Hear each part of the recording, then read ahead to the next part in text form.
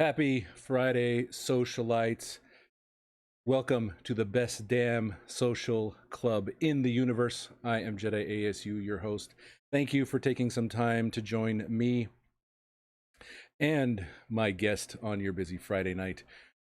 Hod Rabino from Devil's Digest is joining us, and we got a plenty of topics here. I actually even took notes, so I'm going to be looking down here. So make sure you are logged into the chat, ready to go ahead and have some conversation with both of us. We're going to be monitoring that, so this way you can see how we're doing, what questions you may have for him, and what is the sign of the future and everything else that we may be going through.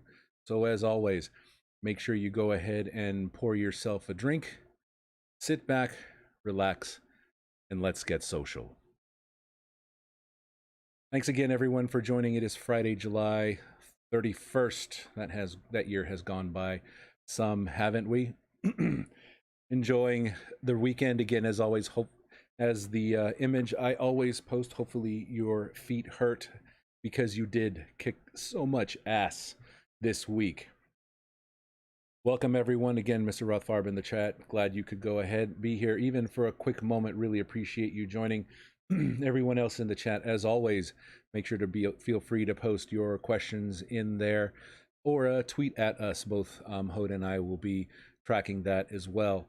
But again, somewhat of an interesting week, semi-quiet week almost, right? So we're going to go ahead and talk about that as well. But I'd like to introduce my man, fortunately, is someone that is a trusted resource, someone you probably know, and hopefully you are subscribed to his huddle.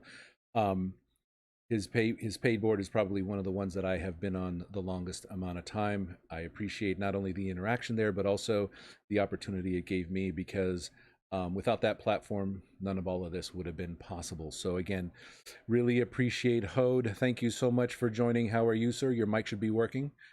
Yeah, you can hear me okay, right? Yes, I can hear you, and I see your voice great. jumping on the outside to the stream, and there's no echo, so I am finally getting this down. I'm excellent. Yes, exactly. Mr. Rothfarb, glad you were here. He's going to just talking about the summit that's going to happen next Friday. So how was your week, man? It was good. It was definitely quiet compared to last week when there's like a slew of commitments. But we'll talk about that later, I guess. Exactly. That was And probably quite the week, but we'll talk about that. What else? Yeah, and as we you and I talked weeks ago, I said, you know what? Let's have our next interview on July 31st, because I feel that Pac-12 might have an announcement concerning the football schedule, which I know everybody was on pins and needles about. And the initial news came out, I think it was last week, that it's going to be only a conference-only schedule. Right. And then all the speculation began. How's it going to work for ASU? ASU is supposed to start at USC.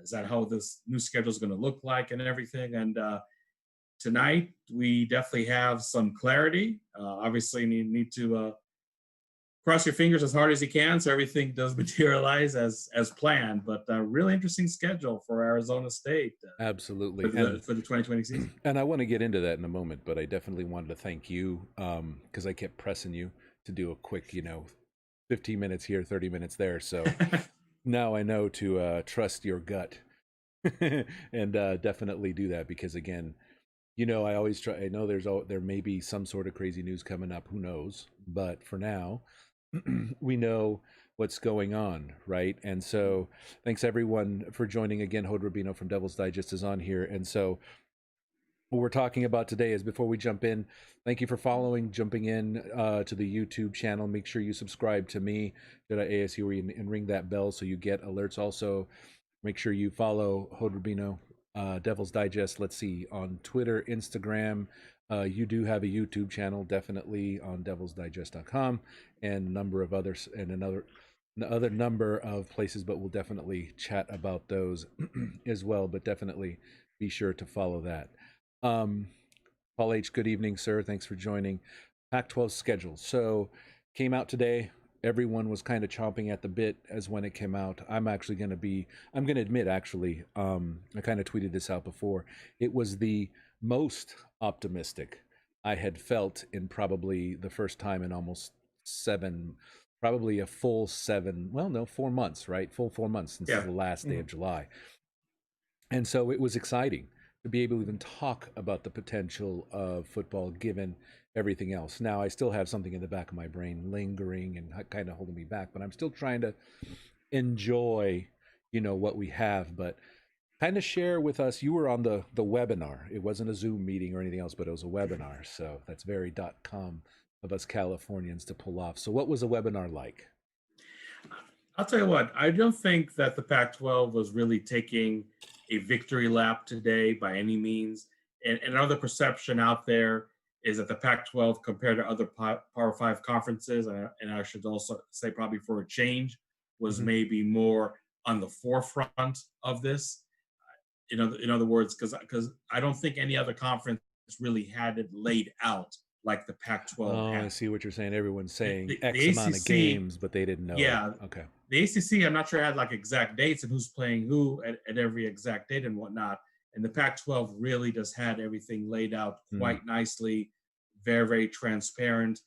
And at the same time, Larry Scott, Pac-12 commissioner, which I know doesn't have too many fans these days. How did he look? Because again, he said he had the Rona. So did he Yeah, look and sound healthy? no, it doesn't sound healthy because I think that he got out of quarantine a good 2 weeks ago, if I'm not Mm. mistaken. Okay. So yeah, I mean, yeah, there wasn't anything that stuck out to you that said, oh, here's somebody that had the corona a couple Got weeks it. ago. But Larry Scott, who I know some people perceive to be arrogant, uh, said flat out in that webinar that he's coming with his schedule announcement with a lot of humility, Mm. knowing that there's still a lot of unknowns out there. Right. And that's why this schedule, and I know we're going to talk about it more tonight, is really as flexible as possible to be ready for the unknown. Because when you're dealing with the pandemic, you just have no idea what curveballs are going to be thrown at you and at when and what impact each of them is going to have. So Right. I feel that the conference was really, really diligent. I can't speak to other conferences because I don't cover them, but the Pac-12 just really struck as a conference that really has a good amount of medical professionals Right. by and large with its member schools. And again, I really have nothing to compare to the other four Power Five conferences, but when you're talking about not only ASU but other schools that have medical schools, and you got Stanford and you got USC and University of Washington and UCLA, I believe also has a Even medical that school center. down So south has a medical center that they, yeah, well, but anyway, we won't you talk about mentioned that. them, I didn't, but That's okay. That's why I said them down there. but but I just feel that there really was a lot of medical input over here, and it Okay. wasn't just Pac-12 athletic directors and or presidents. Sorry about that. All good. Just going, balls to the wall on this with just Are you sure you need with to very disregard. regarding Yeah. that call, are you sure you don't want to miss it? I mean, it's not No, some no, no. sort of breaking It's news that we'd all miss out on, right? no, not at all, not at Fair. all. So yeah, so basically, I just feel that there really was a very deliberate and diligent thought process over here. And look, maybe this thing works to a T. Maybe this thing that doesn't work at all.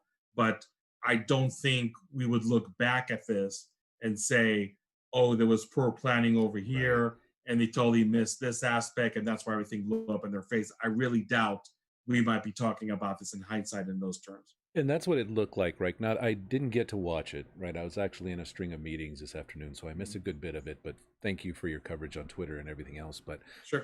it sounded like everyone, the way they were talking about it, it was very measured. And I don't want to say calculated, but it was calculated in the sense that they weren't trying to overpromise. They were saying, "Look, this is what we're really trying to do, given the state of the planet." Right? It's like, okay, this is what we're going to try to do. And that was another thing that I noticed, right? Is like the first 2 weeks were kind of like hashed out. Did they talk about that? Like it almost seems like they're saying that if we need to, that first game, that's week one, we'll bump it into someone's bye week, or at the end, because I think there's a week in between the last game and the championship game as well, right? Yeah, the one question that I got hit with the most today is how is the Territorial Cup not played on Thanksgiving weekend? Why is it played so early, let alone in week one? If I had a And third hand, I would do a third face palm. I mean, it's and like guys, first of all, sorry, we're dealing with a pandemic right now. There's, I said earlier it's almost in as the if they huddle, would but complain that if the entire yeah, planet ran out of maroon and we were playing in yellow and white, they would like, why are we playing in white uniforms or oh, anyway. yeah, I was saying earlier in the huddle about a different topics and guys, during the pandemic, everything, capital E, is on the table. Exactly. That's Oh my just God. how it is, and just expect the unexpected for good and for bad. You know what it But was? Is I mean, it was just like I said, because I was so giddy about the prospect of a game being played at all. I didn't care yeah, who it was, right? And I'm like, all sure. right, let's do this. I mean, it's going to be hot as hell, but none of us are going to be there anyway, so it's okay. Yeah, but basically, in regards to that, so the university presidents and the athletic directors from both states, And were they all California and now? You're just talking about the Arizona schools, or are you talking a conference yeah, wide? well, I'm talking about the fact that both UCLA, USC, and ASU Arizona are being played in week Okay. one. And there is a method to the madness. It is the fact that both of them are schools schools coming from what you would call a hotspot, obviously, That's what that with meant. with Okay. with with the rising cases, which unfortunately are not really flattening at all the last few weeks. Well, we're Now, plateauing at a high level, which yeah, is and look, I mean, we both hope, you in California, me in Arizona, that 4 weeks absolutely from now we're just seeing a whole different picture, and for all good yes. reasons.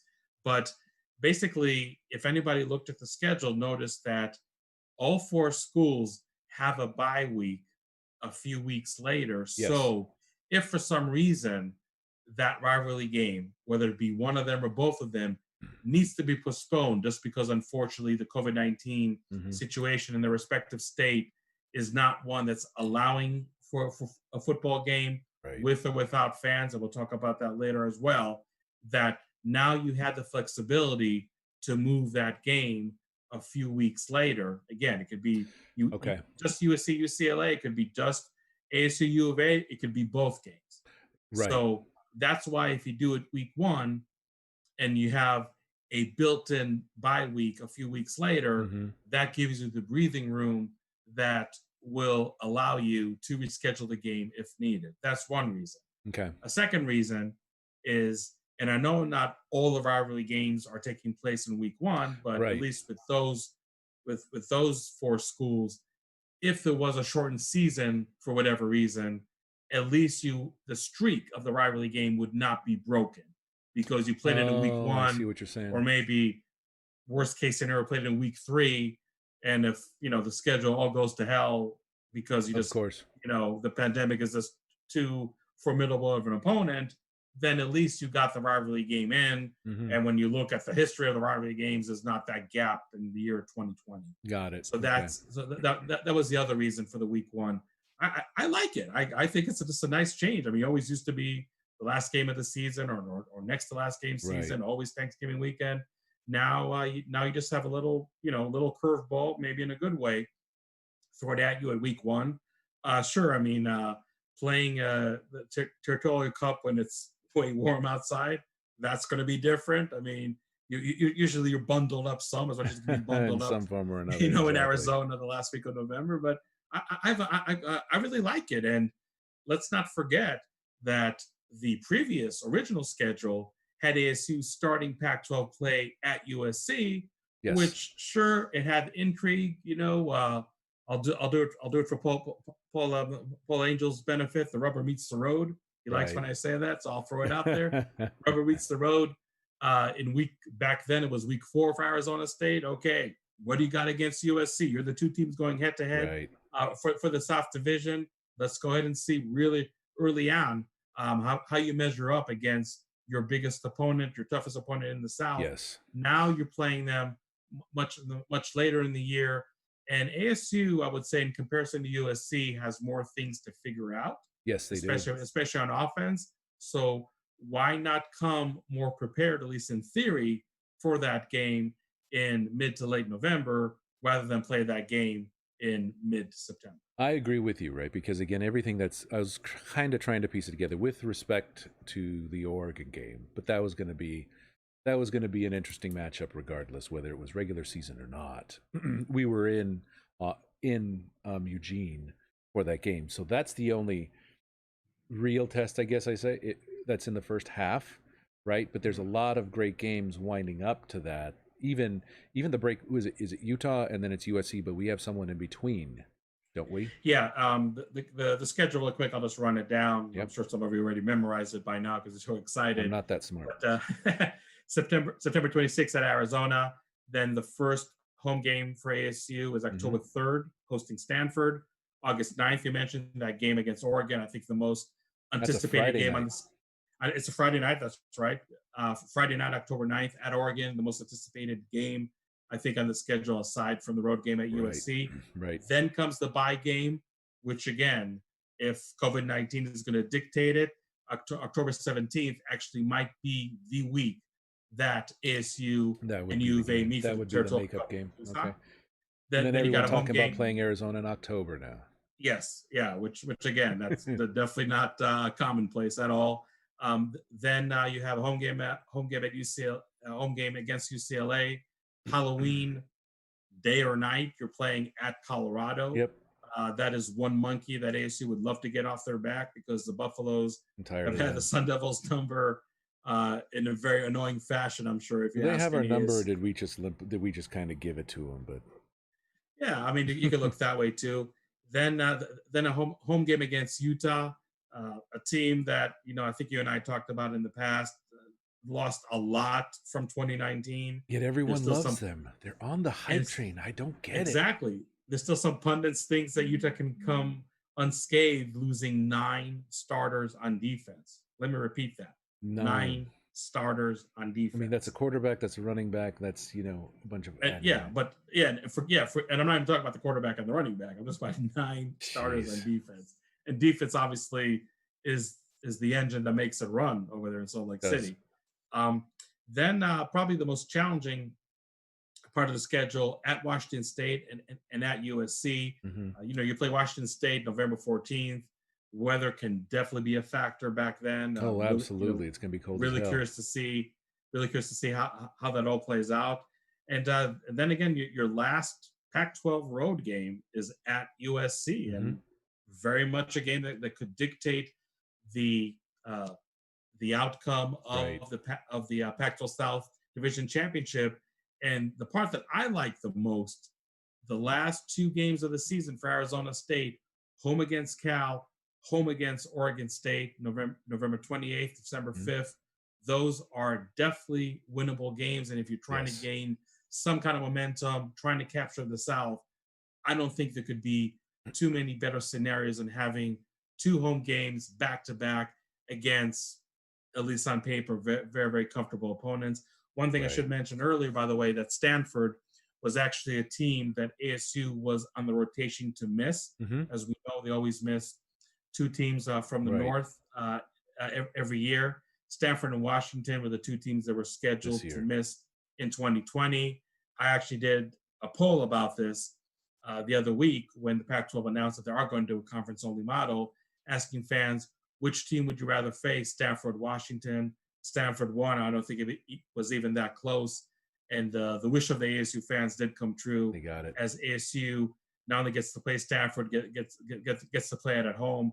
Again, if you look at games on paper that are winnable games, Stanford at home in 2020 is definitely one of those At least contests. that was a good addition. The other thing that I was looking at is that USC travels to Oregon the week before us. Correct. So Yeah. that'll be interesting for them as well. Good. Yeah. Definitely a good point over there. Absolutely. And then they have, yeah, because see, it doesn't, that's the only game. Then they get Utah afterwards on a Friday, but that one doesn't seem too much of a stretch for them. And then Washington State Yeah, has, and I guess if and and Washington again, has SC before us. That's actually interesting. yeah, definitely ASU for those 2, like I said, most anticipated, most challenging games. If you look at what they have the week before, then yes, somewhat of an advantage, if you can call it that way, Right. before the Oregon game and before the USC game. One thing I did mention on Twitter when the schedule came out is that I didn't like the fact the bye week was so early, but like I said a few minutes ago, there is some method to the madness why the bye week is as early as it is, both for the Southern California and the Arizona schools. But Right. ideally, you'd like for the bye week to be just a little later in the season. And I think in the last 2 years, it actually came for ASU smack in the middle Right. of the season, playing 6 games before, 6 games after. But we're obviously in a very, very unique schedule Right. for 10,000 different reasons. So having an earlier than desired bye week is just maybe a necessary evil that ASU has to deal with. Exactly. And so now, okay. And so now we have 926. So we're starting a full, is it a full 4 weeks after it was supposed to start, or 3 weeks? ASU was slated to play USC, I believe it was September 19th Oh, I'm sorry, originally. but kickoff for the season was September Kickoff season 3rd. kickoff season was the first Friday in September. I believe it was September. I'm sorry, first Thursday in Right. September. The ASU keeping with their tradition, if you want to call it, of playing the season opener against the quote unquote cupcake the Right. Thursday before Labor Day, giving folks the opportunity to enjoy Labor Day weekend and just sneak in that game on Thursday. So I believe it was September 3rd Hmm. was when the season was supposed to start. Right. ASU was supposed to start Pac-12 season originally Yes. on September 19th on the road against USC. One thing that many people don't remember that USC actually was starting their Pac-12 schedule again under the original schedule, playing at Stanford the week before, Oh, as we know, okay. because USC and Stanford play Notre Dame like clockwork. Right. Not in 2020, but like Not clockwork, this they always year. play Notre Dame. Right. Then they usually play each other really, really early in the season, which sometimes really hasn't really benefited either school uh, Exactly. when it comes to that. So yes, I think all in all, when you look at that road game at USC, which again on paper can determine the Pac-12 South Championship race, I think it worked out very well for ASU to play Yes. later in the season, like you said, for USC in theory to get maybe beaten up a little more than ASU would be. Exactly. Because let's see USC leading up to that. Yeah. Because again, who are they facing out of North Washington and Oregon? So Yes. they just avoid Oregon State. Okay. Mm-hmm. So they get to go ahead and run through the gauntlet, if you will. Not necessarily at the beginning, but it's actually at the end. That's interesting too that they were able to kind of rearrange the bye, because everyone has. It's actually week 4. Mm-hmm. They were actually able to divide it. 3 teams had one in week 4, Yeah. 3 teams in week 5, and 3 teams in week 6.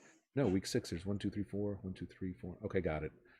So they were able to. That'd be. I was curious as to why maybe they just didn't have everyone all at once, but there was some sort of madness to have all that there together. Yeah, well, like I said, it was just flexibility, especially for the Arizona and California schools to have the bye week as early as possible, and we'll see if either team is forced when Right. it's all said and done to actually play the rivalry game, which is supposed to be now week 1, to play that right now, which I guess would be week 4 in theory. That'd be great. Yeah, okay. Because then Yep. then if we had to postpone both week 1 and 2, then week 2 doesn't get played until week 12. Exactly. Yeah. One more thing to mention, that's something that I tweeted out if some folks saw it.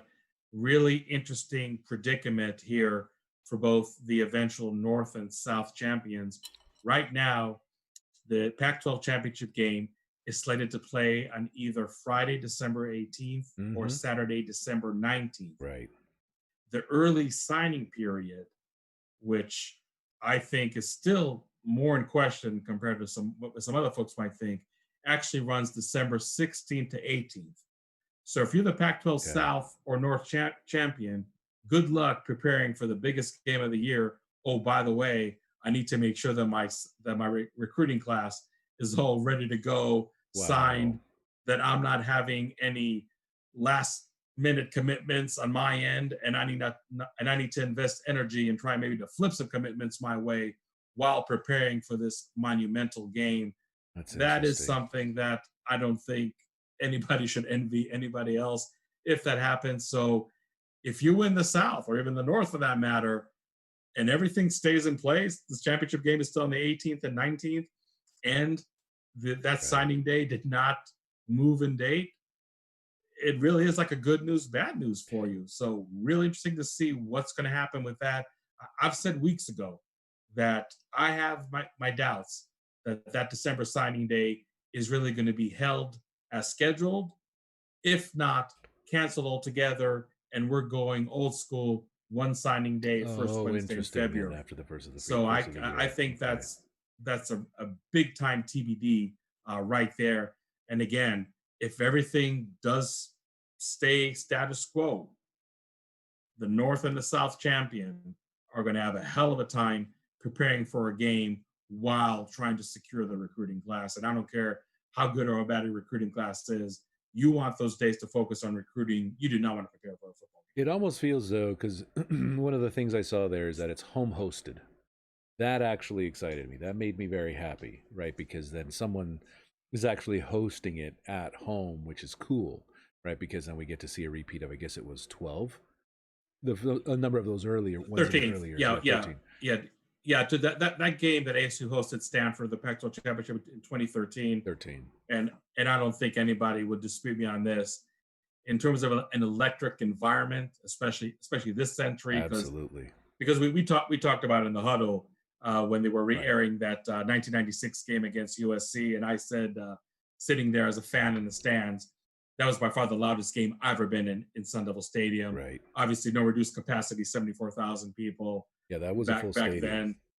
then. Double overtime game decided by a margin of victory of 13 points, which only happened one time before or after, I should say, Right. after that game. Well, one But TD never should have happened, but it did.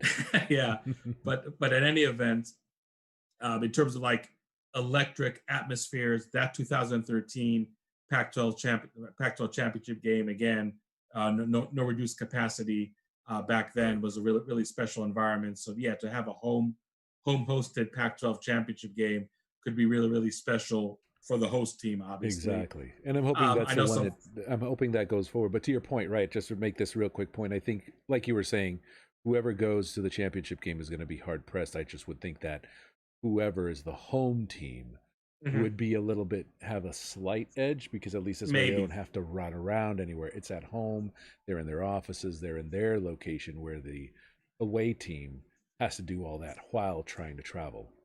And I should mention before people just beat the Pac-12 or have another reason to beat up the Pac-12, other Power Five conferences did talk about their own respective championship game taking place on December 18th or 19th. Hmm.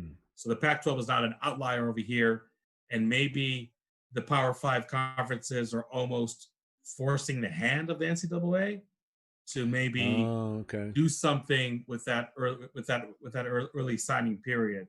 You're getting like too close to Christmas, in my opinion, to Yes, have it the week exactly. later. But I mean, who knows? I mean, again, we're just And living if in a bowls time right happen. now. I'll say it again. I'll probably say it a million times until this pandemic is gone. Everything is on the table. And that's the other Don't thing think, too. yeah, Absolutely. I think we capital E as you shared before that, and I think that's one of the things that I have to kind of rein myself in, right? I think that's where the optimism and the excitement and everything else with just the mere chatter of the schedule being out. It's like, okay, yeah, and it's like it's that first game is not mhm, set in stone. This yeah, this whole schedule is not set in stone. This is them given saying, okay, this is what we can do. But I don't think he, who is it? Larry Scott's going to come out. All of this is going to happen if all of you people do X, Y, Z, and the numbers from the pandemic become M, N, and O. Right? They can't say that, right? But it's almost as if it's implied, and I just that's all. That's where the reality comes and sets in, right? Everything is yeah. on the And table. one thing I want to mention, and I don't know if you're going to bring it up later or not, but Good. ASU was one of the only Pac-12 schools that really had a policy from day one that they were not going to release any test results in Okay. terms of how many players got tested, how many players were positive. And I know some people are mad about the transparency Mm-hmm. about that. That was a decision just made by ASU. Okay. Um, I can't say I have a ton of information compared to the typical ASU fan out there, but I do know that The infection rates at Arizona State are in the low single digits. The proof is in the pudding Mm, in the fact that ASU, unlike U of A, and I believe there was one other Pac-12 school that had to suspend workouts because of a high number of positive tests. okay. That did not happen at Arizona State. So I think kudos to the players, to the coaches, to the entire staff of really being disciplined in their bubble approach. Right. And I believe we mentioned this when I was with you on the social club several weeks ago, that what happens right now in terms of the workouts, ASU players are walking in Hmm. one way into the facility and walking out another way. Right. Just like you see, those arrows on your typical grocery store, Hopefully department they're store adhering to it a little bit better these than the days. people in my Yeah, grocery the great stores. job of adhering it. Good. They cannot even shower after workout. They have to shower back home. You They had don't sit in mentioned the that. cafeteria and eat. All the meals Right. are, yeah, all the meals are prepackaged to go. They do not interact in person with their coaches. They do Right. work out with masks. They wear a mask the minute they get into the facility, and probably the minute they really exit their car to go in the Wow. facility.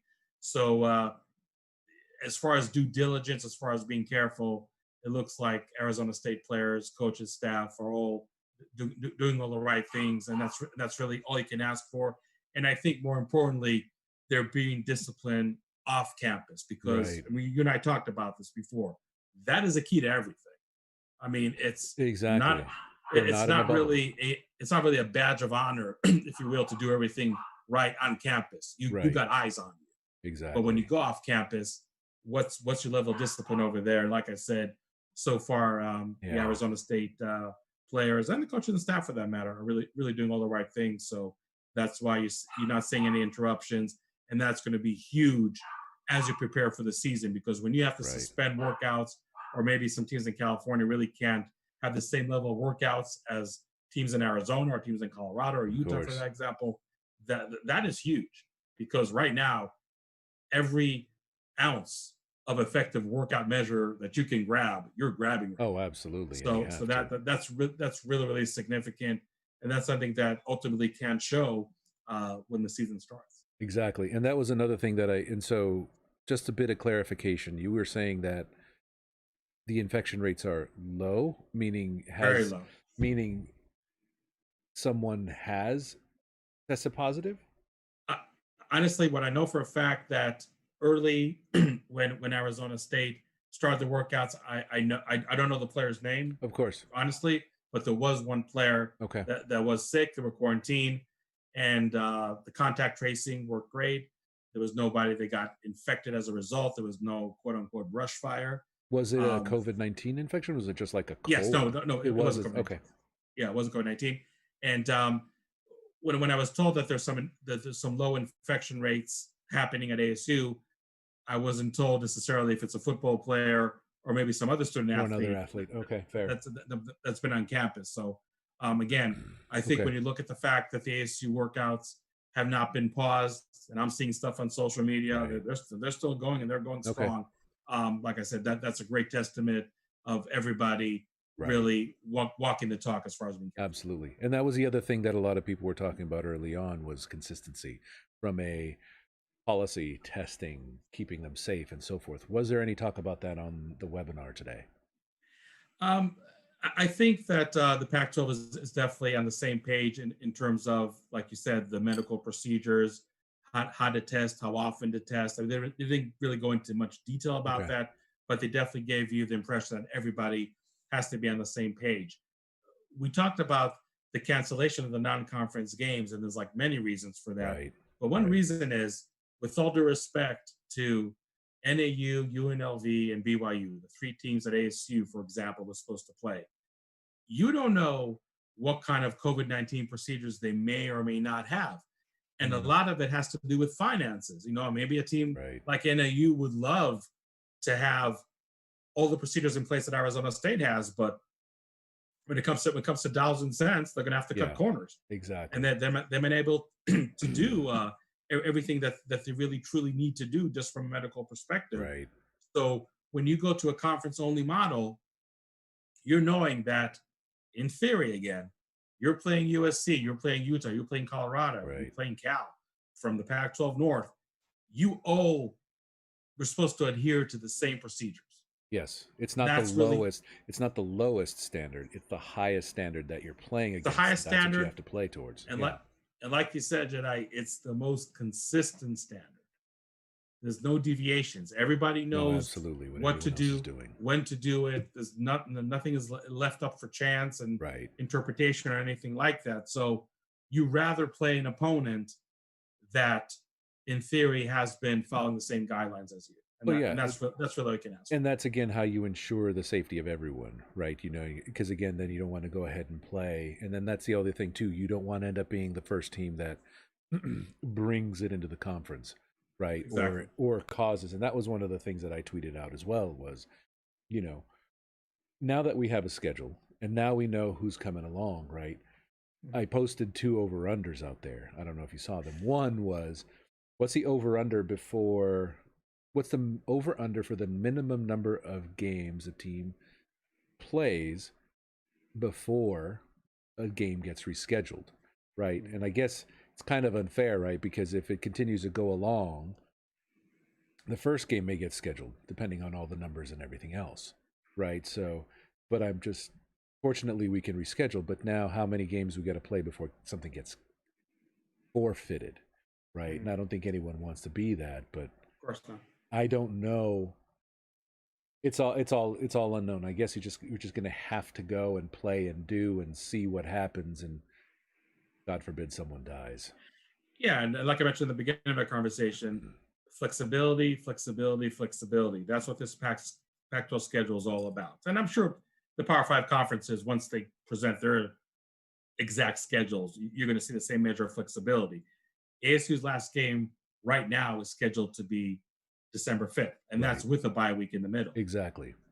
That is right now 2 weeks before the championship game, Right. meaning that if there was another game that you needed to reschedule aside from one of the real You have early it in there. ones, now you have another week to work with. Okay. So again, the necessity to be adaptable with this schedule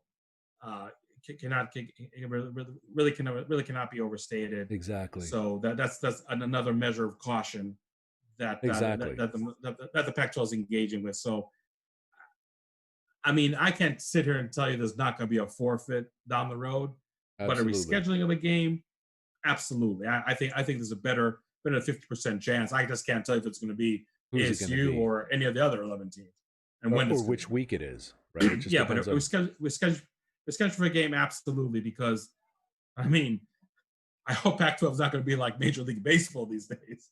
But And that's the frightening thing, right? A lot of yeah, people have been putting it out there. It's like every other sport that has done the bubble has been able to make sure they've played. Whereas yeah, Major League Baseball, which someone said is much more like college football in the sense of staff and players and everything else, like you said, they're already canceling games. Or I should say postponing, but you only have yeah, so but many weeks. I just think, I mean, I want to get on a total different tangent over Please. here, that MLB did have a chance to have at least a semi bubble, because they were talking about having games in Arizona and I believe having games in Texas, Right. and maybe dividing it by geographical regions and whatnot. So you would have all the teams playing in the same stadium. That could cut down some of it. Right. Absolutely. Maybe a hotel could be dedicated just to hosting MLB teams. Right. Not mixing with the general public. Exactly.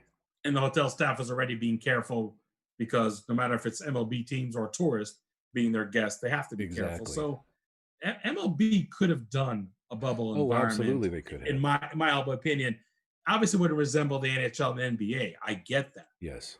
But to put it in a more safer context, absolutely. Because look, I mean, I guess the Florida Marlins players admitted that they went to Atlanta to go on the town, and some of the clubs over there are different kind of clubs, and I'll leave it at that. That's what Atlanta is known for. That's why they went. Yeah. So Right. you know what I mean? You're not even trying to be careful.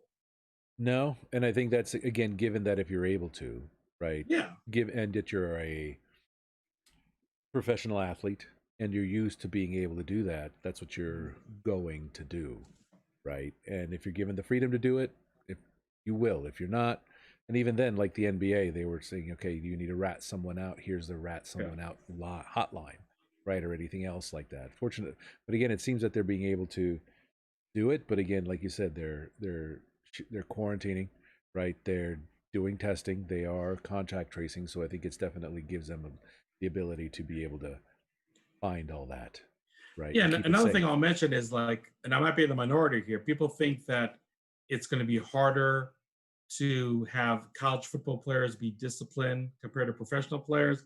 I actually would, would counter that in saying that the fear of God, so to speak, that the coach can instill on a college player is on a whole different level than a professional player. So, and professional players, they have families. You Right. don't know where those It comes kids. down to a money thing, but yeah, Yeah, and yeah, I mean, a professional player has the kids. You know where those kids been. Schools are open. Schools are closed. I mean, that's a whole different right. discussion right there. I mean, college players, if you just like I said, put the fear of God in them and say, look, when you leave campus, you better do A, B, C, D, or you're not playing, and you might cause the whole team not to play.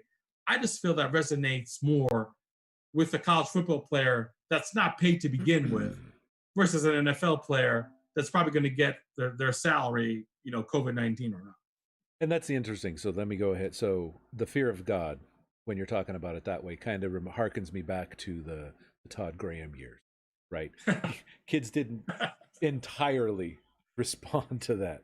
Some of them Sure. did, which is Mm-hmm. fine. And from the discipline and everything else, it worked out well. So I understand that. But maybe it's again to your point, if a coach like Herm sits him down and talks him to him like a man and saying, hey, look, if you go out and act a fool, you're going to impact the whole squad, right? So do the right thing as a team member, right? So I think to your point, right? I think if they're able to manage it and get in the players' head the right way, I think I agree with you. But now the flip side of that is down at U Arizona, that lineman, that obviously he's somewhat of a conspiracy theorist, but he was like, if you read the SI interview, he was like, I didn't feel I was entirely safe. So I'm not exactly sure if that whole interview was a CYA interview or if it was something else. But what if a coach, what if a coach has lost the team? Do you think the team will get in line? Well, first of all, I just have to interject something, and I never said this to anybody before, and I don't care if it's out there. That U of A lineman did hit me up on social media, wanting me to do an interview with them just to stick it to U of A. No, well, I guess he's not He there. did. He's not He going to be did. going back He to did, and school. I like, man, I'm not I'm touching that. not. My petty only goes so far. Like, hey, what? I'm not a U of A beat writer. Let the U of A beat writers have Yeah. fun with that, and they did. and Interesting. Okay. and but as far as the respect between the coaches and the players, you're absolutely right. You hit the nail on the head. This is definitely one aspect where there's nowhere to run, nowhere to hide. Right. Either that exists between Herm Edwards and his assistants and the players, or it doesn't. I mean, Okay. there's no gray in this Right. matter. I don't want to bring up the Waterburger incident with the three ASU players. Mm-hmm.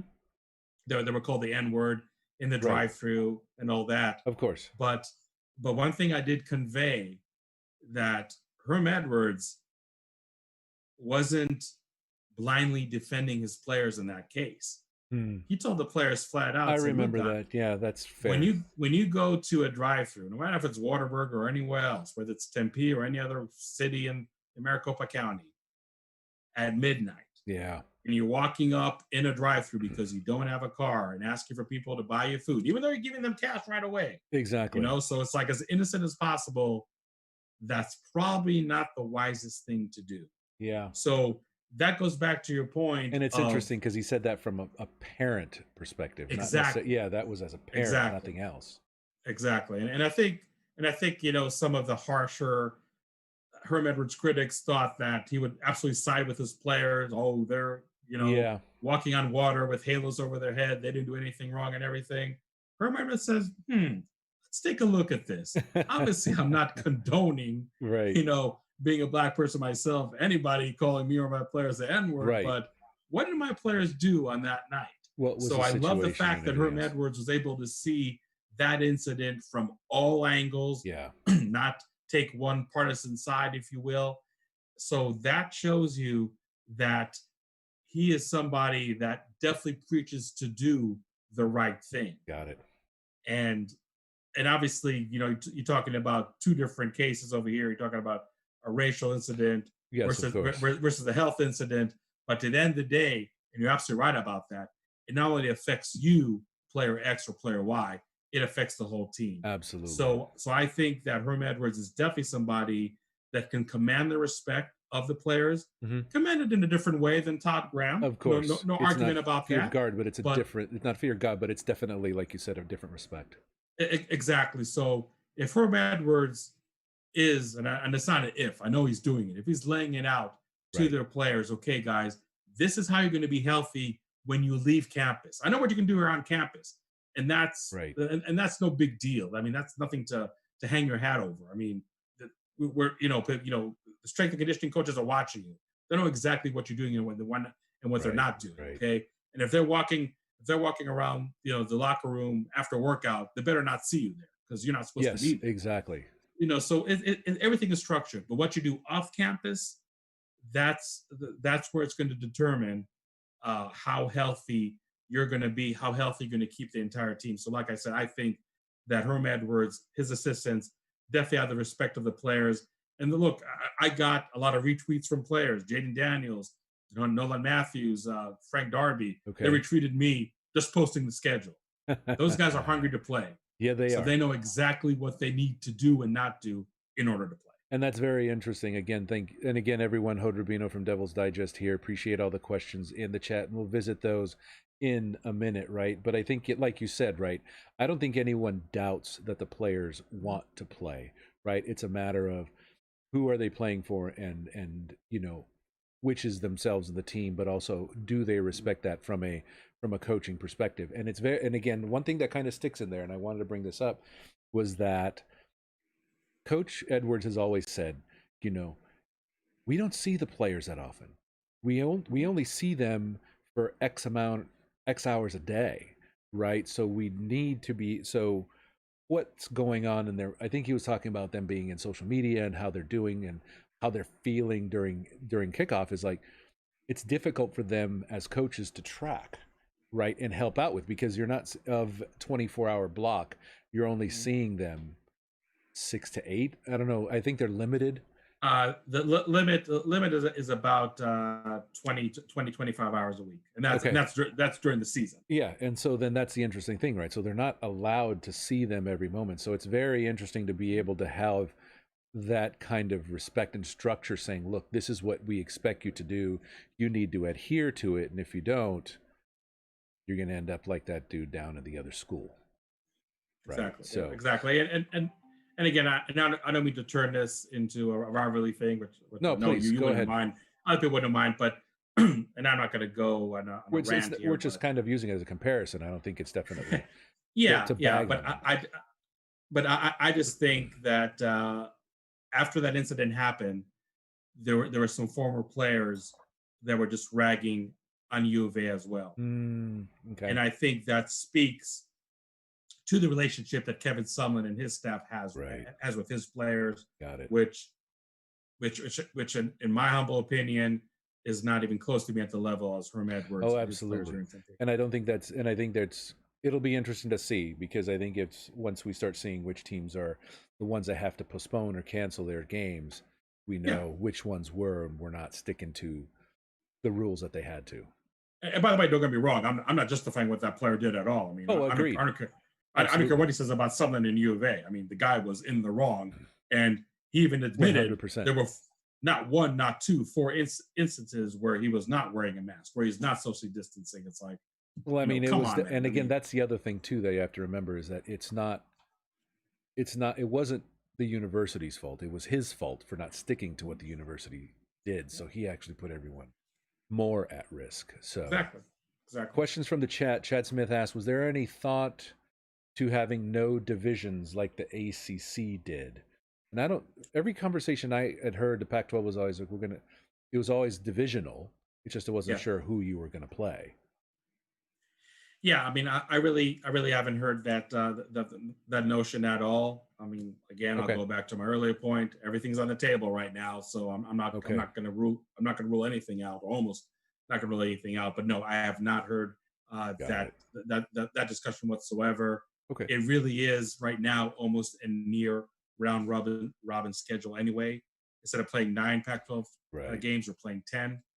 So maybe that's something that works for the ACC with their format, their infrastructure. For the Pac-12, I don't see it happening. Yeah, exactly.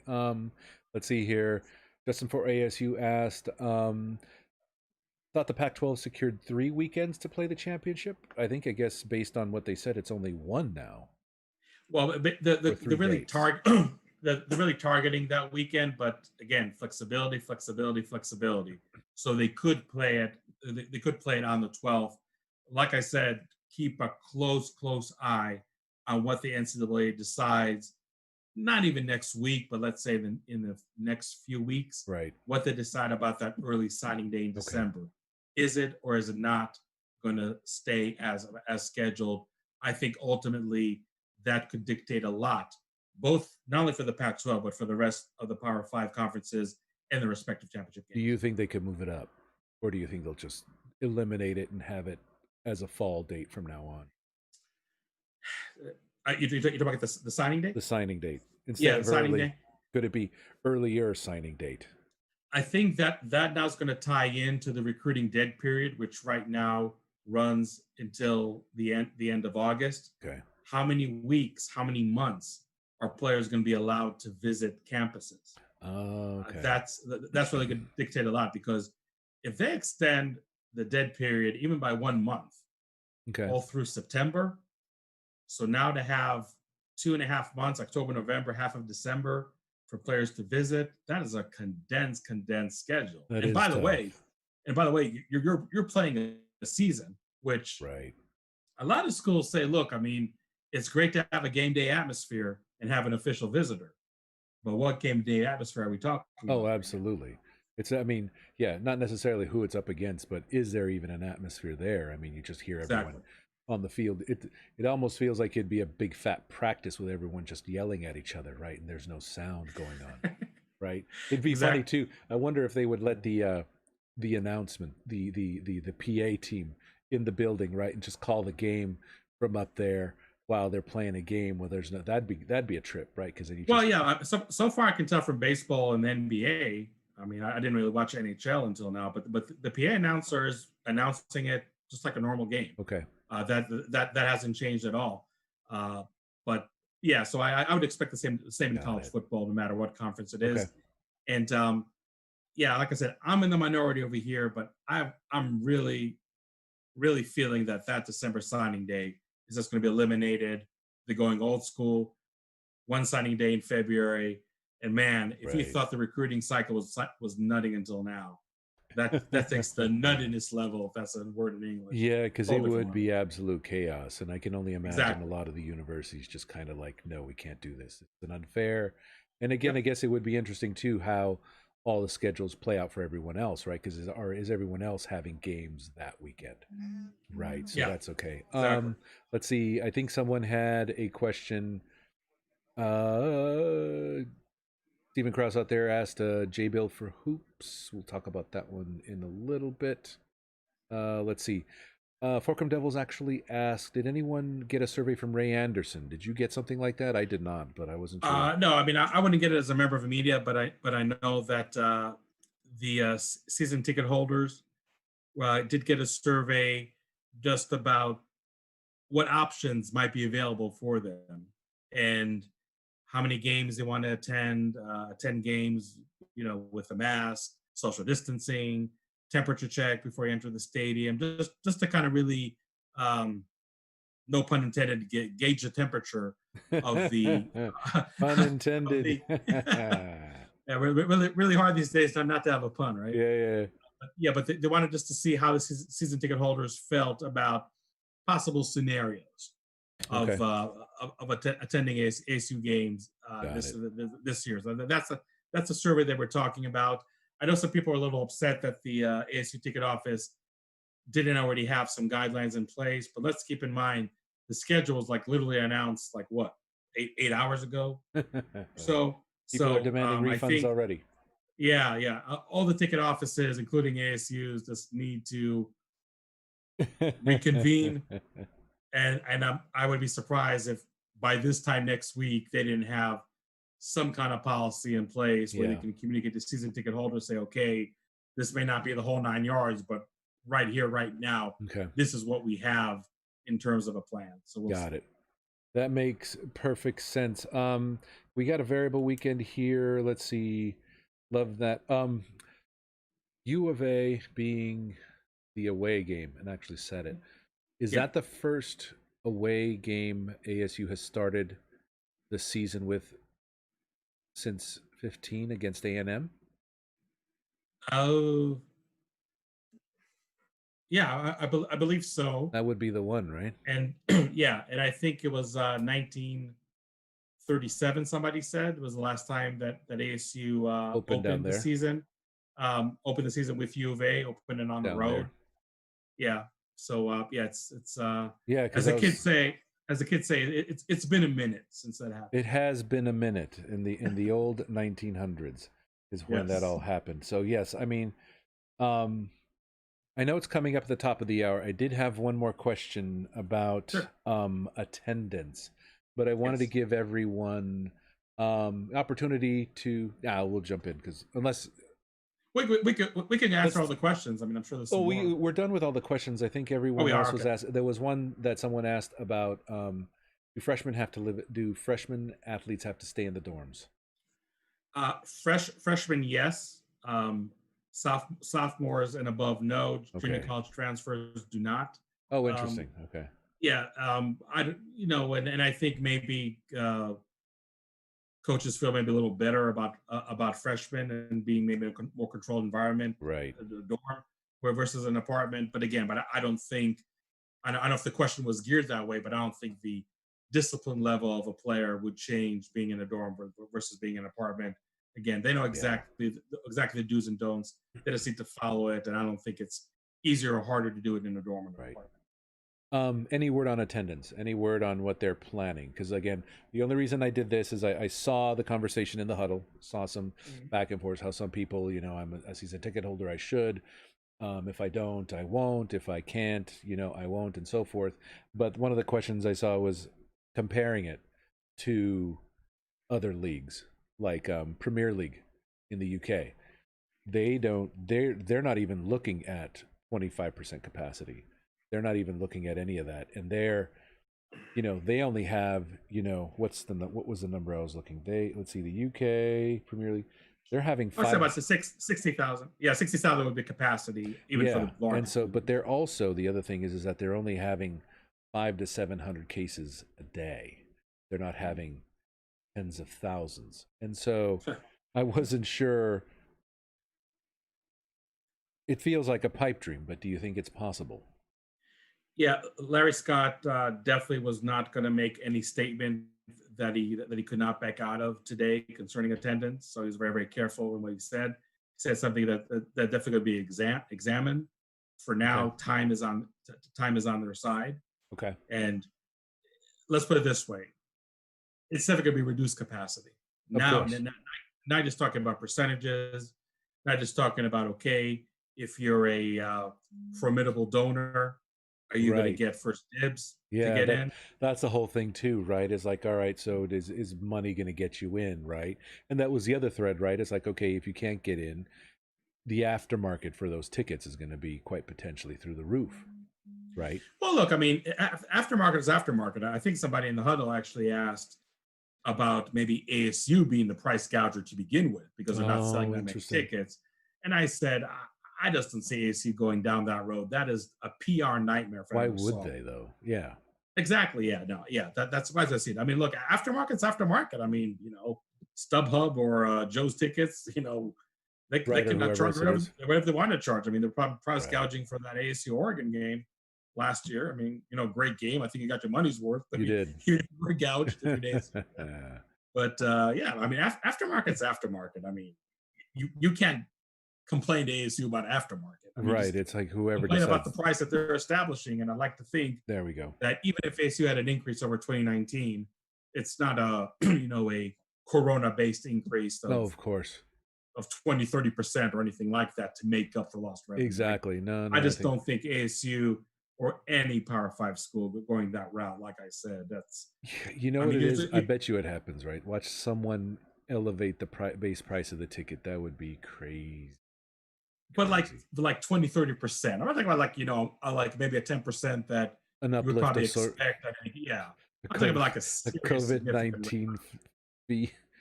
surcharge or whatever. Yeah, that's um, bad optics. Bad optics. Peggy for ASU out there, love you, miss you. Says you do an incredible job bringing the news. Thank you, sir. Incredibly professional. You have his loyalty as well. So, Fulcrum Devils is sharing about the tickets, how they are on cards. So we shall see how all that one goes. So, no, like I said, I'm I'm trying to not get pulled back because this has just been the most optimistic I've been in a while about football. I'm hoping we do see something in some form or another, but I'm not even going to talk about what can and can't happen. I'm just looking forward to having a conversation about something that may happen. I actually just came up with another topic, Yeah. but I want to go ahead. What I want to do is I'm going to give everyone a quick intermission. So Hod, I'm going to mute out your mic for a moment. We'll probably do a 5 minute break till about 10 5 minutes. after. Okay. No problem. So I'll mute out your mic and just switch over to my next slide. Again, everyone enjoy the intermission. We're going to give you a quick 5 minute bio break, refresh your drinks, enjoy yourselves, and then we will see you here at 10 after. Be right back.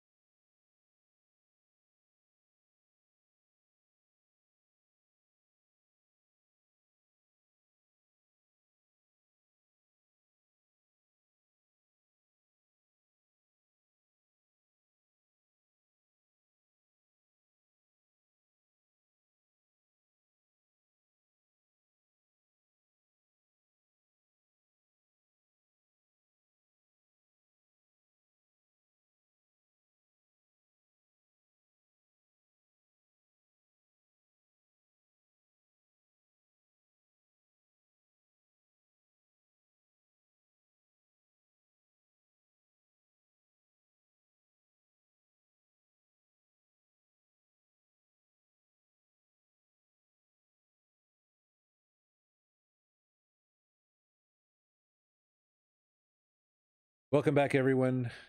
Thanks again for sticking with us. Hopefully, you have your drink refilled. I got my vodka tonic in my Rula Bula Irish Pub Tempe pints for Pat.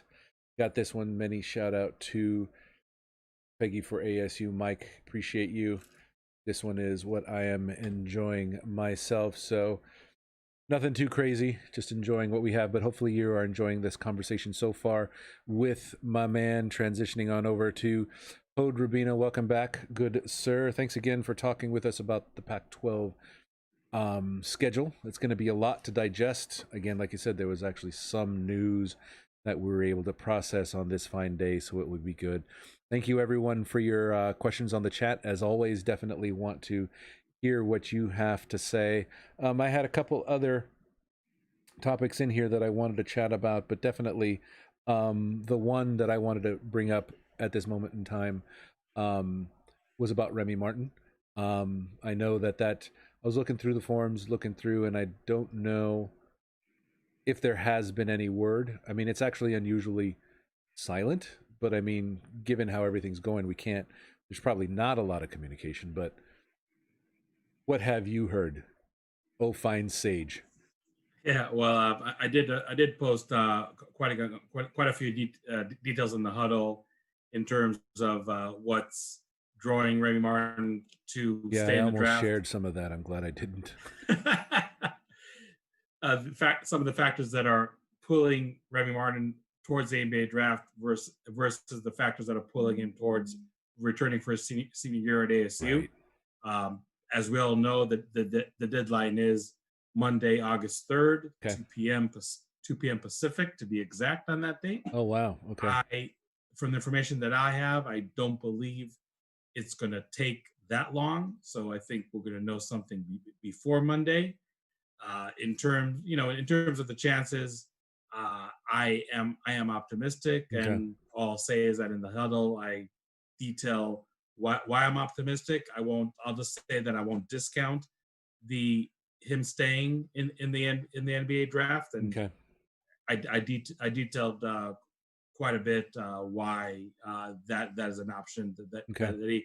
that he is exploring. I mean, I will say, and that's already kind of out there anyway, that Remy Martin, as we talk right now, has not been invited to the NBA Combine taking place before the draft. Okay. Now, how much does or does that play a factor?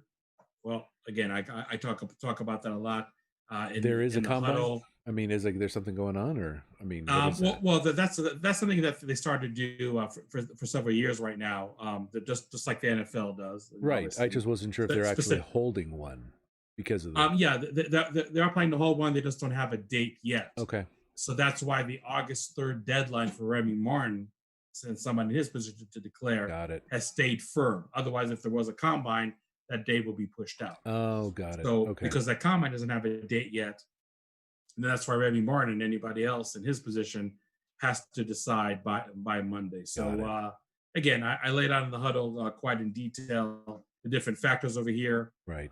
that would compel you to think that Remy Martin might stay in the NBA draft versus the factors that might compel him to actually return to ASU. Exactly. Like I said, if you're asking for my opinion, I am cautiously optimistic that he will return to ASU.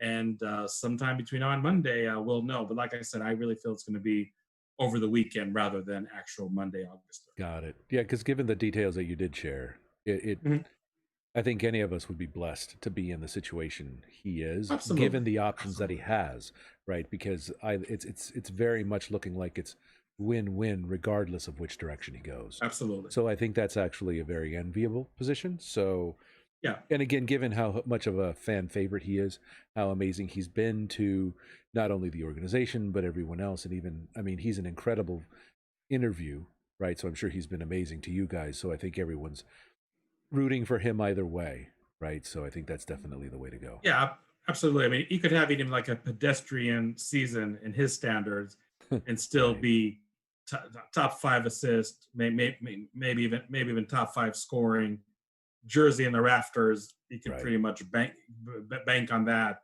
And I'll tell you, if he does return for his senior year, those applause they're going to come from the crowd, Oh, on absolutely. his senior night. I'm telling you, they might might just blow the roof off the top of that arena. That'll I be mean, good. like you said, the amount of love that player has. I mean, impossible to overstate. Is a Impossible. brilliant, and again, it was just him. I mean, it just, given his passion and what he brought, and just, how Zylan, when he came in, I mean, it just magnified it. Sure. So, I mean, it was definitely something that it was quite the, I've used this word a lot lately. It was quite the confluence of talent, but also passion on the feet, on the basketball court that definitely built a tremendous, even Coach Herm Edwards talks about foundations for the football team. They've Yeah. definitely laid that foundation. Even Romello White, yes, even though he left, he was part of that foundation that you see, for lack of a better word, reaping rewards in a recruiting cycle as well. So you can definitely Yeah. see that as well. So that is good. So one of the other things that I wanted to talk about specific to Pac-12, before we get into the actual topic, Pac-12 Media Day. That one has been postponed, or Yes, that's postponed. There's no date for it yet. It's obviously okay, going to be virtual, and I don't think they're going to have all the coaches and the two players from each team in the same room. I mean, there's really no of reason to do course, that. it'll It's almost going to be be like the virtual. Comic-Con thing. Do you ever see that? I've seen Comic-Con stuff before. So the San Diego Comic-Con did a whole thing, and it was just a bunch of like they had like the rooms, but it was just like they had everyone on a big fat Zoom call, and then Oh, they okay. just hosted it that way. So I'd imagine it'd be the Yeah. same format. Yeah, absolutely. So there's no date for that. Larry Scott talked about this being closer to the season. Okay. I should have mentioned earlier that another item that came out of those calls, that the mandatory workouts, that's not fall camp. This is mandatory workouts, which is a walkthrough What's the without a ball. difference? So a walkthrough is players are never in pads. Okay. Sometimes in helmets, sometimes not, but helmets and shorts, Okay. and just basically just working at a very slow pace that is just really geared towards mechanics, technique, Okay. just executing everything in slow motion so you can execute it in real game time Got it. Okay. later on. That is going to be allowed as early as Monday, August 3rd. Obviously, Wow. each state has its own limitations of what can and cannot do, but a team like ASU should be able to do that They're going to be just fine allowed to. Was starting there on the 3rd. Yeah.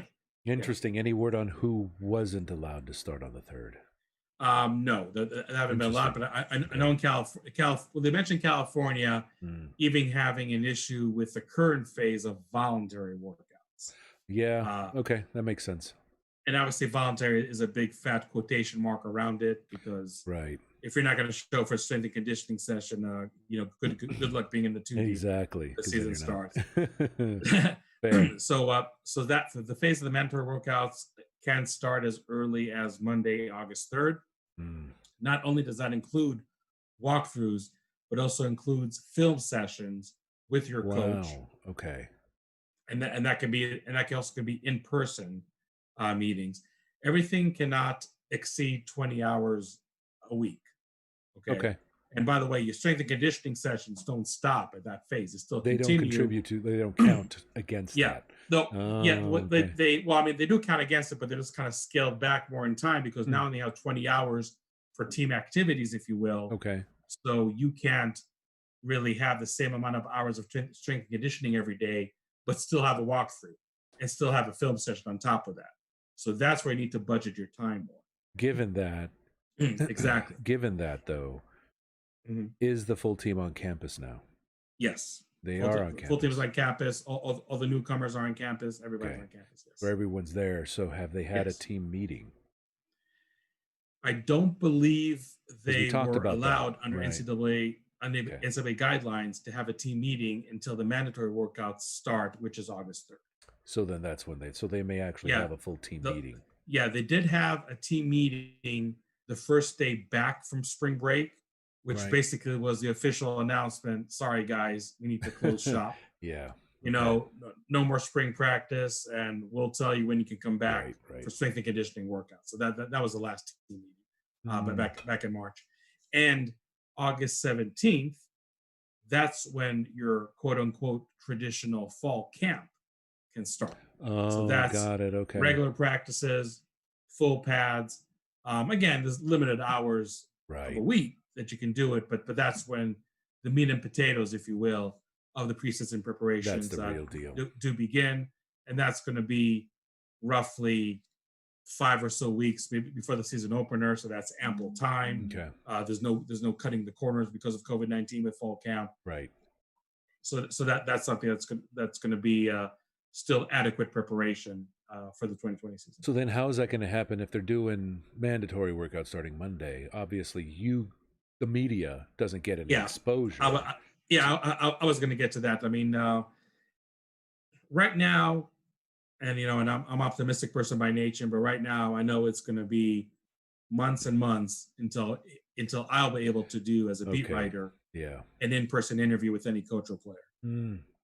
So it's definitely going to be virtual Yeah. for not only for the next few weeks, but the next few months probably. That's going to be crazy. I mean, I just haven't Yeah, attended the practices before, right? It's just going to be self-contained going there. It's going to be yeah. there, and there's not going to be a lot of people looking at them anyway, and It's then they're going to it's come going to be back. weird to cover a game at Sun Devil Stadium at a press box, which by the way is very conducive for social distancing. If you've been in that press I box, haven't. Interesting. It does, huh? it's huge. Okay. It's huge. Yeah, it's not social distancing is the least of the worries over there. Interesting. So I'll Okay. be covering a game from the press box, but at the end of the game, I can't go down the field for the There's last 5 minutes, yeah, which there's no which interviews I'll or admit anything. is one of the fun perks of the job. Especially when you have a game Of course. determined in that time frame. Yeah.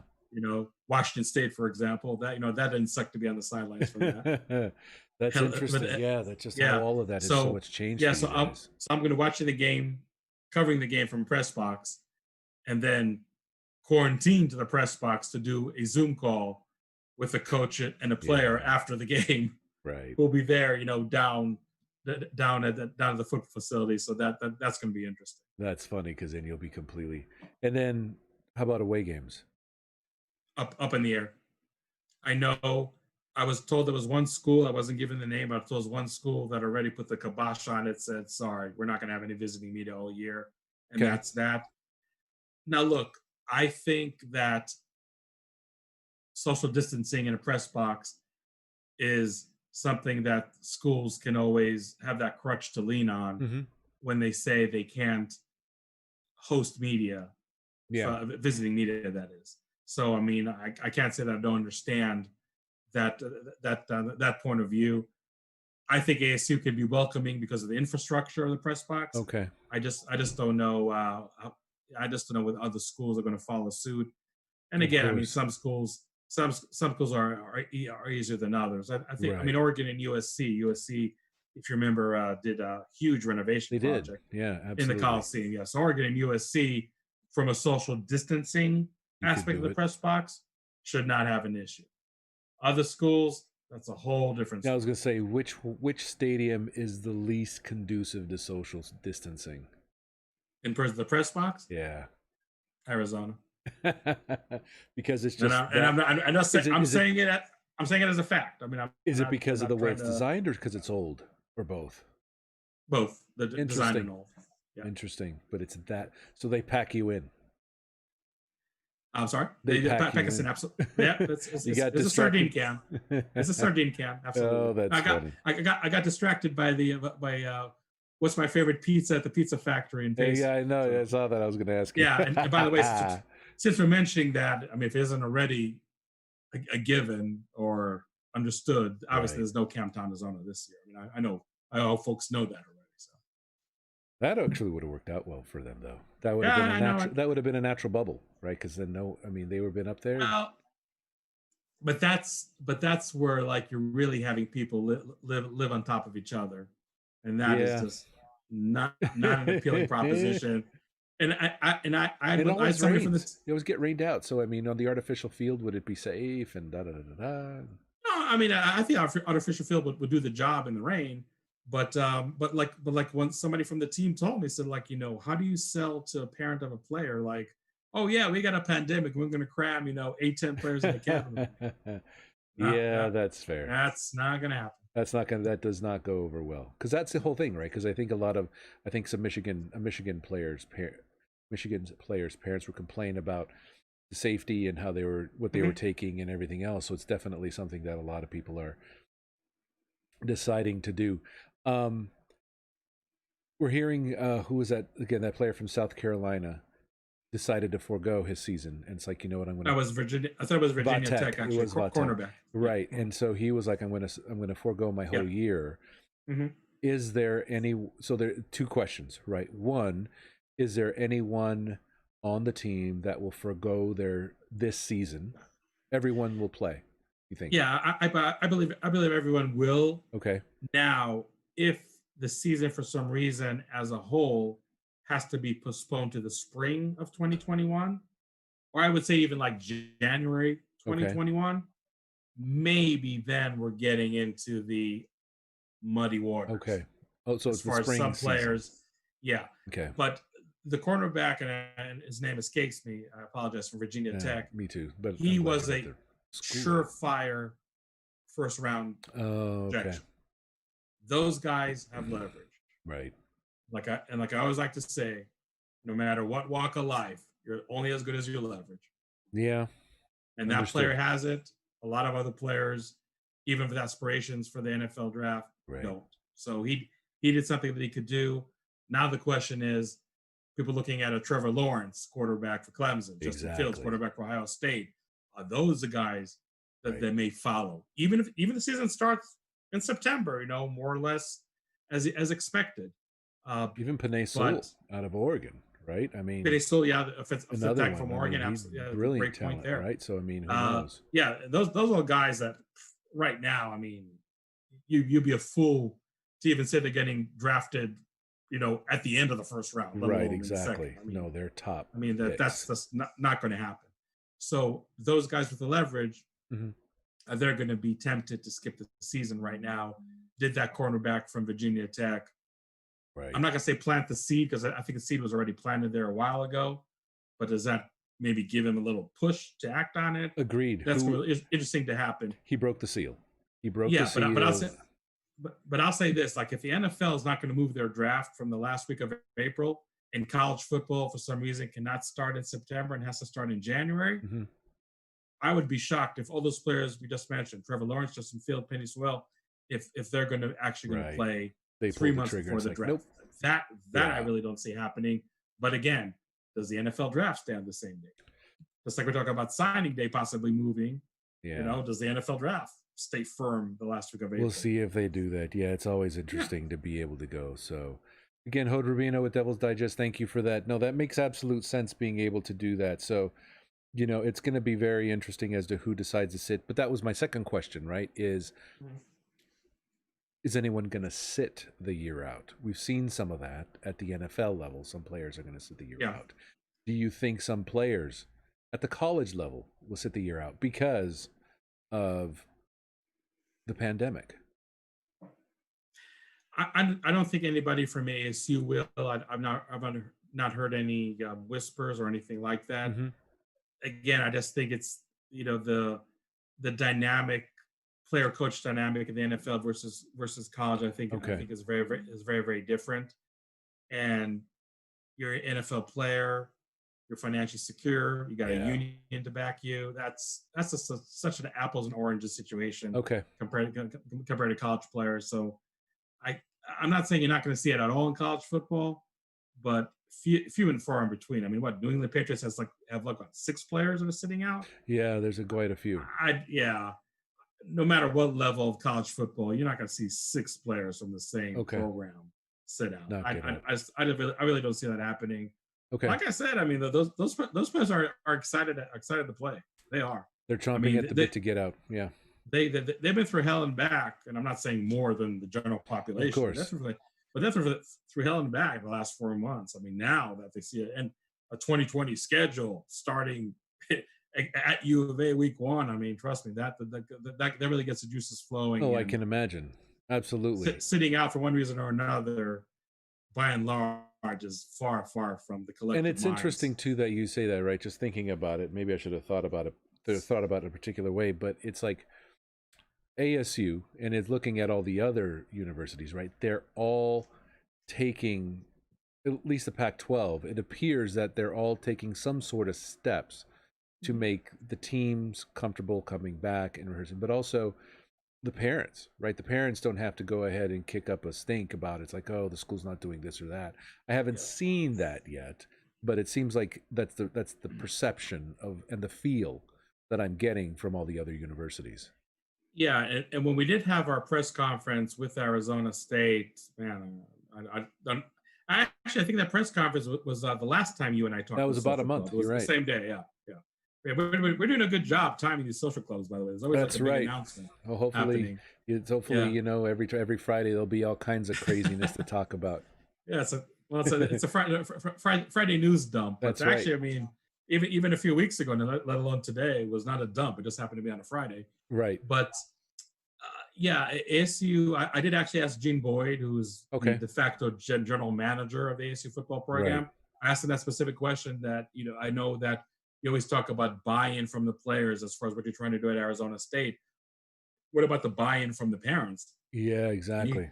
and he made it sound like the buy-in has been great, that they've been as transparent as possible, and if you're transparent about how you're going to run a football program Right. during a pandemic, that is more than half the battle with the parents or with the guardians. Exactly. That's Right. what they want to hear. They don't want to hear ifs and maybes. They want to feel every Right. stone being unturned, Yes. and more importantly, just you saying time and time again that you're never going to put anything above the health and safety of a player. So Arizona State, and I think other Pac-12 schools for that matter as well, Right. have done a really good job communicating that not only to the players but to their families too.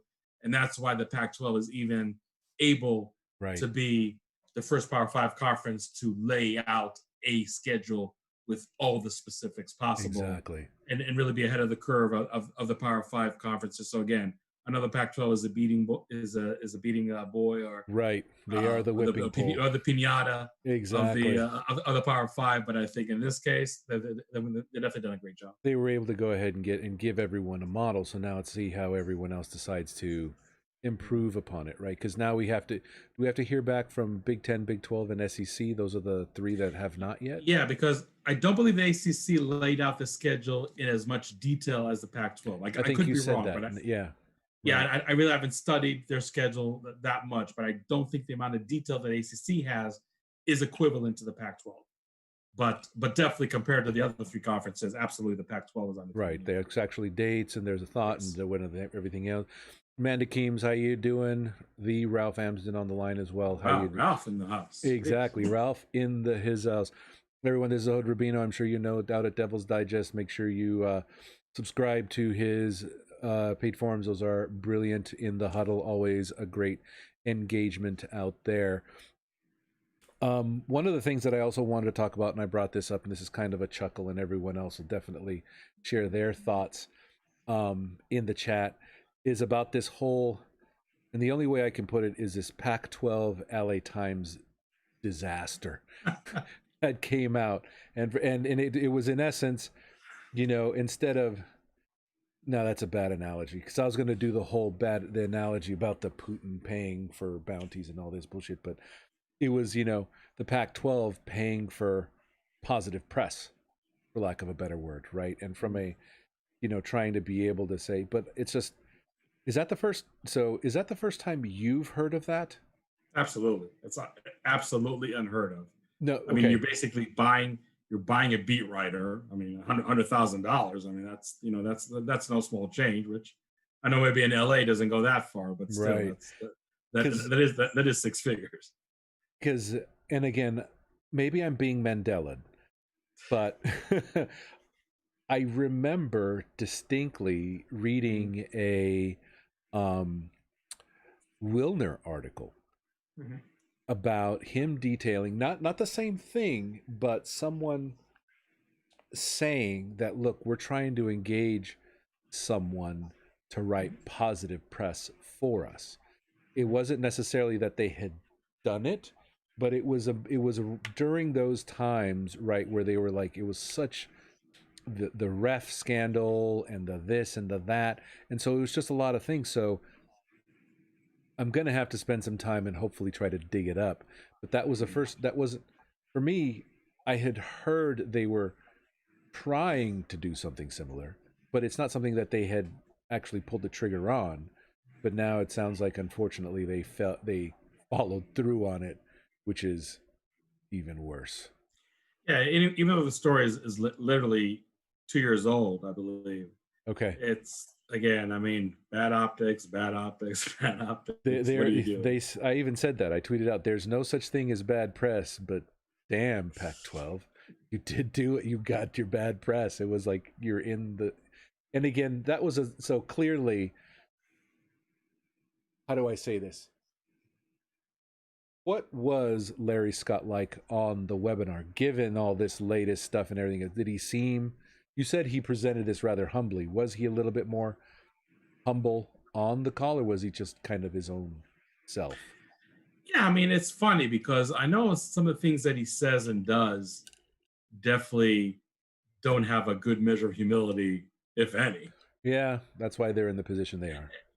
So I mean, like, I think Larry Scott is a very complex person, and I'm not trying to like say to let him off the Of hook. I course. just feel like he just has a lot of facets to him, and the facets that he shows to the media are never bad facets. I mean, sure, you may not Right. like what he has to say half of the time, but he's not he's not defiant. He's not Yeah, combative. he's not definitely. It's You my way or know, the so highway. Yeah, yeah, that's yeah. true. So I really don't think that his personality is never one that's not engaging or anything like that. You just when you just kind of look at the bottom line of what he's doing or not Right, doing, you just really can't be pleased, and then you go into the financials of him being the highest paid commissioner and really getting the least amount of bang for your buck right. from him. It was Uh, interesting because someone in the huddle said, and it was actually kind of a brilliant point that he was using not necessarily dead technology, but he was going down the path of a dead technology in how to promote the conference instead of doing something that was a lot more bleeding edge. Right? Oh, let me go find someone that can do a print article on me. It's like, yeah, uh, but look, but I think what's kind of getting missed in the whole realm of this. And look, I mean, I know a lot of digital media folks like myself like to rip the newspaper industry to shreds. I'd rather right. not do that. Yes, Okay. we know that. Yeah, yes, we know it's a struggling industry. I don't, Okay. I don't have to amplify that point, but a writer for the LA Times is still producing a lot of online content, Okay. and not It's not light years exclusive. online content compared to other media outlets covering the Pac-12. Okay. So I think the Pac-12 would still get a nice exposure if that thing did come to fruition, That and was the the LA case. Times did entertain it at one point. But yeah, look, I mean, don't ask anybody to create positive press. Just create the positive press yourself, and Right. trust me, media outlets would love to report on that. But you know what? At the end of the day, that story broke, I think, like Wednesday. Yeah. Who the hell's talking about it now? Here we are Friday. Woo-hoo. Yeah, NBA exactly. It's gone. to 2020 football schedule, man. That's everybody talking about the Pac-12 right now. It's But like I shiny don't new mind that you object. brought it Shiny up. new object. Yeah, I don't mind that you brought it up, but I mean, it's a nice distraction to talk about a football schedule than LA Times media exposure fiasco. Absolutely.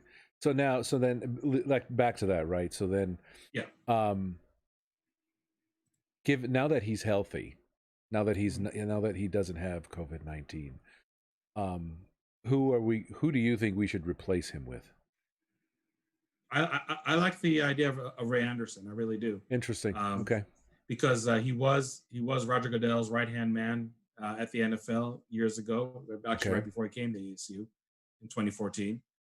And there's no doubt in my mind that he's somebody that has seen all the ills of the Pac-12, and it's not only Larry Scott, it's a lot of the top executives there that are Right. that are that are also to blame. And Ray Anderson, which I know he has his critics here in Tempe, I'm not denying that I'd fact, be but bummed if he left. Honestly, I yeah, know I'm harsh on him, but I'd be bummed. yeah, but he's somebody that didn't only bitch about what he saw with the Pac-12, because right now he's in the officiating review. He's the head of that Right. body. I mean, I'm probably not using the right terminology over here, but No, I he understand what you're talking about. Yeah. I mean, he knew that ASU, and I'm not trying to, I don't think he's really trying to throw a pity party over here for the Sun Devils, but he knows Hmm. that ASU has been on the wrong end of Pac-12 Oh, officiating, absolutely. maybe just a little too much compared to its conference foes, Right. and he wanted that to get fixed, and instead of just crying about it and complaining about it, now he's in a position where he actually can fix that. And Right. obviously, we're not talking about rigging the games Of ASU's course, way, no, but but it's just having definitely a competent officiating crew on consistent. any Absolutely. given Pac-12 game. So he's somebody that is that really is more than qualified. And if and when Larry Scott does leave, I have no doubt in my mind that Ray Anderson is going to He would be be the a one. prime candidate for that, and a name you're going to hear over and over and over.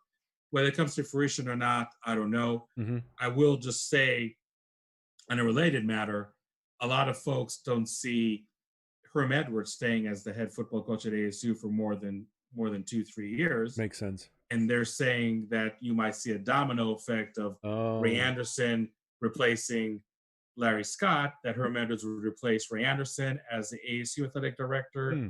I was told several times that they do not see that happening. So even if Ray Oh, Anderson got it. does leave Arizona State to be the Pac-12 commissioner or just any other position that he may want to assume, do not assume that Herm Edwards Okay. is actually be the one replacing Ray Anderson. I was told by people in the athletic department that he never expressed a desire at all to be Right. that person. He really wants ASU to be his last job, maybe not just coaching, but just this last job period. Right, and advise if he needs to and so forth. So that'd be very interesting. Let's see what we got in the chat. Paul H said that the calendar would do a better job. Your calendar would do a better job than Larry Scott. So What's a scenic US? I don't know what to that's think of that calendar is. It's pretty nice. everyone likes it. That's Yeah, exactly it. That's yeah. funny. If you want me to, I could put the cart in front of the horse and flip it till August. We're just one day away. Why There. not? Let's you got one day. Someone saying Would maybe it be would it be Scotty Graham? No, I don't know. I really don't believe so. I think Michael Crow would probably venture outside because that's what he's done. Um, Mm, more really when he was appointing. I'm sorry, athletic directors. right. I mean, I think anybody's going to come from within. I think it'd be Gene Boyd before it would be Scotty Graham. Oh, If okay. you ask me, Got it. again, I don't know for a fact that Gene Boyd would want that job. I think he loves being the general manager of Right. the football team in a sense right now. But who knows? A year or two from now, Yeah, that's people true. can have different views on different positions. That'd be crazy, kind of crazy being it's that's some kind of shoes to fill. So we shall see who that It's is. a family show, Ralph. I'm not going to flip anything. You don't want to show your tuchus on the big screen.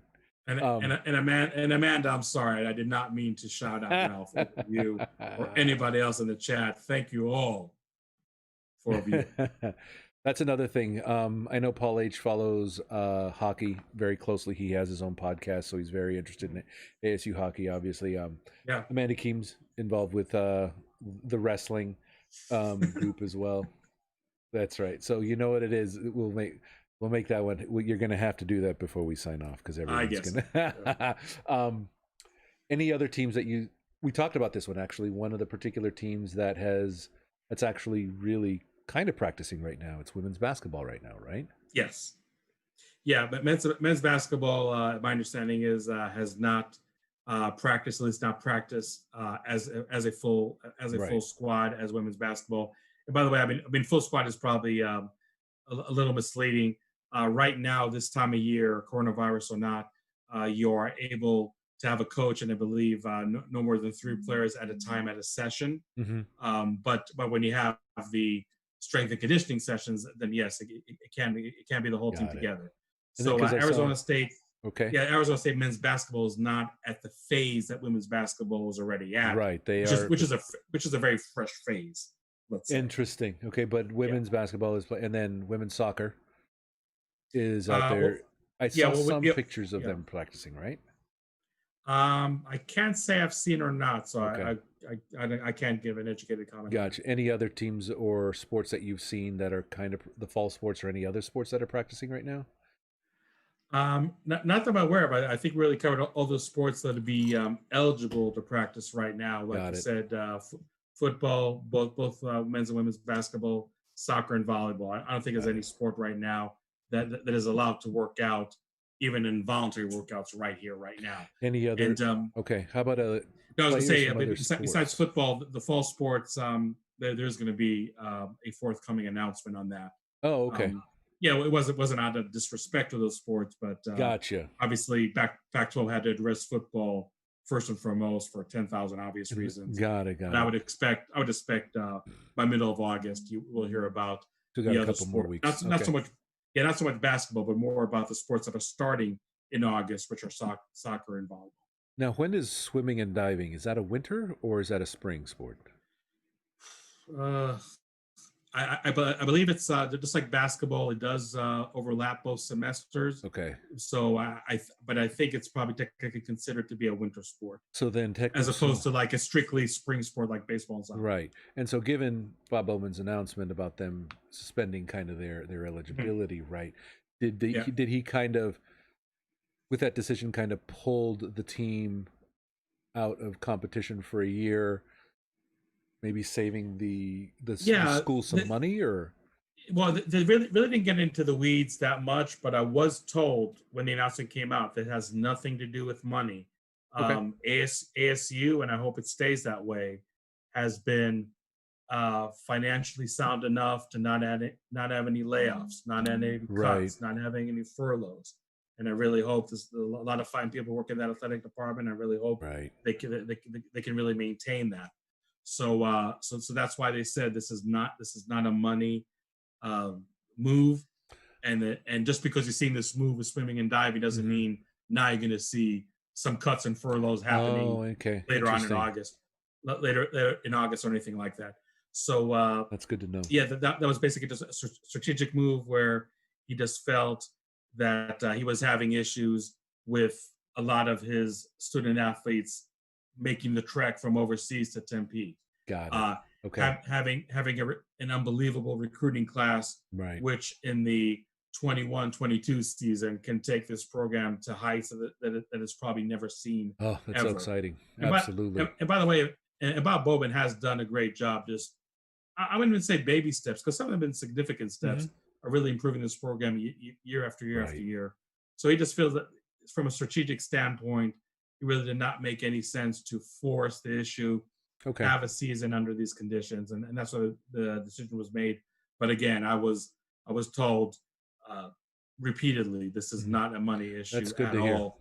And again, the fact that ASU has been fortunate not to engage in any cuts whatsoever in the athletic Right. department really speaks to the validity of that And statement. that's to your point, right? I don't think any other, except of, except with the exception of Stanford, and Ralph kind of discussed that on his Pac-12 Apostles. They may have already actually been looking at getting rid of those, but I don't think any other school has announced any cuts from their sports. At least I don't think in the conference, Stanford. other than Stanford. Other than Stanford, no. But somebody was asking a question about salary cuts. I don't believe that ASU announced anything at all about salary cuts. Interesting. U of A did. Oh, okay. U of A did. Oregon State did, I believe. Okay. Those are the two Pac-12s that come to That we mind. know of. I know if Stanford had salary cuts over and above the sports cuts, Oh, okay. but U of A and Oregon, I'm pretty U of A and Oregon are pretty. So Oregon State are pretty sure the two schools that did announce it. Thus far. Yeah, but there could be more schools. I mean, I honestly have not been tracking all over the Pac-12 Exactly. doing what cuts and how many. I just sometimes I need to be in my own bubble, no pun intended, and just make sure Fair. I know everything that goes about ASU. And We'll have to look that one up. nothing happened to ASU right now. So. Not yet. That works. Shout out to Justin doing some hurricane prep out in Florida. So yeah, stay safe out there as well. Football recruiting last weekend was an interesting confluence of a lot of other stuff. I had a number of questions out there, but Sure. it was quite the haul last week. So it was how many people committed last week, and they were all relatively well rated recruits as well, right? I mean, this is a recruiting class that's going to have a lot of offensive and defensive linemen to it. So as far as the sexiness, quote Hmm. unquote, of this recruiting class, it's not going to be The ham that is high of a always sexy. factor. Yeah, you're not going to see 4 stars left and right. Although the class right now is ranked number 31st in the nation, Right. which isn't a bad position to be at all. Absolutely. But yeah, on July 23rd, there were one, two, three, four players that committed that day, and then on Mm, July 25th, last Saturday, they had another commit. Obviously, ASU never had this many commits this early in the year, right. but blame it on the corona. I mean, there's really no other way to say it. But Right. I mean, all jokes aside, recruits, not only Arizona State prospects, but just really all over the country, are definitely operating with the one bird in the hand is better than two in the bush. Okay.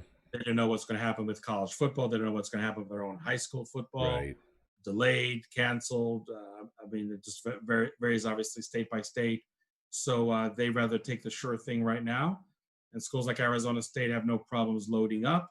Right. Now you definitely have the potential of, okay, what's going to happen when you have a recruit that is Hmm. located 1,500, 2,000 miles away from Right. Arizona State, and there are a lot of pledges right now that Hmm. fit that description. Yeah. What happens down the road when they're able to visit schools closer to home? Exactly. And maybe the sentiment Or of, even if they oh, get I'll an play offer. anywhere, Right. anywhere that wants me.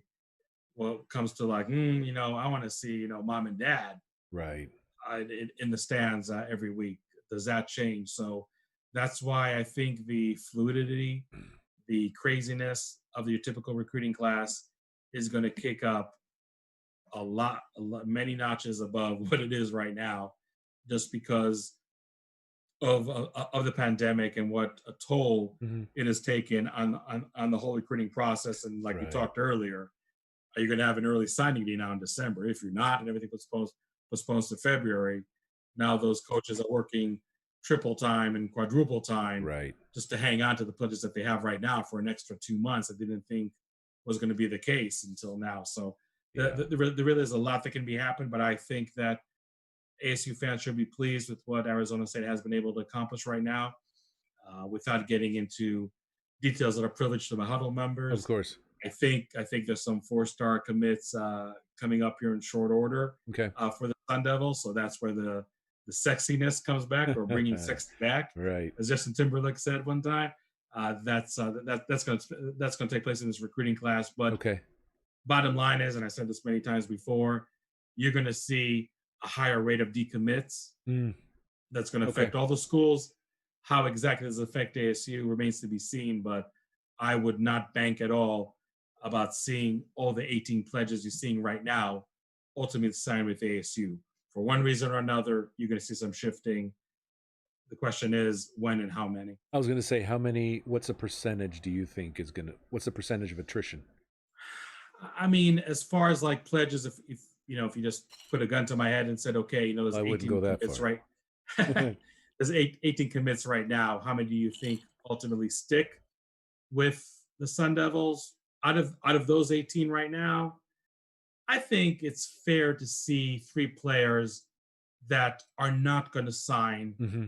a letter of intent with Arizona State. I think Okay. 3 is a pretty safe number. All right. Now, some of those players might be classified as a blue shirt, which, as a reminder, is somebody who does not sign a letter of intent, does not come for an official visit, just shows up here to fall camp, and has a scholarship count towards the next class. In other words, Oh, interesting. somebody in this class right now that is a 2021 prospect becomes a de facto 2022 prospect because he's a blue shirt, Oh, got it. which Okay. again did not sign a letter of intent and did not come here for an official visit. So Right. that could happen. Okay. Interesting. Okay. Well, that makes sense then from a funnel perspective. So, and that's why they're actually continuing to look and bring in and talk about whoever they can, because they're always Mm-hmm. figuring someone's going to fall out. And that was one Mm-hmm. of my other questions, right? Is it because it is such a weird recruiting cycle? Mm-hmm. It doesn't feel like this is a sustainable model, but ASU is going where the bodies are, right? We talked about this in our prep call, right? It's not that they don't want kids from Arizona. It's just that the genetics, for whatever reason, for the position they're looking for, is elsewhere. I'm not saying that it can't be fulfilled with someone from Arizona, but it's like not, you're not going to find two linemen per class, and maybe, and again, maybe I'm wrong. It doesn't feel like you could find two linemen per class that would fill everything, all your needs from Arizona exclusively. You would have to find bodies elsewhere. Yeah, and even the state of California, even the Southwest in its entirety, Arizona State did not really seek out that many offensive defensive linemen who Right. stand at least 6'5", but could still move athletically Yes. as somebody that's shorter in stature. And look, to their credit, they said back in December, this is not a coronavirus. I'm sorry, a coronavirus led initiative, if you will. Mm-hmm.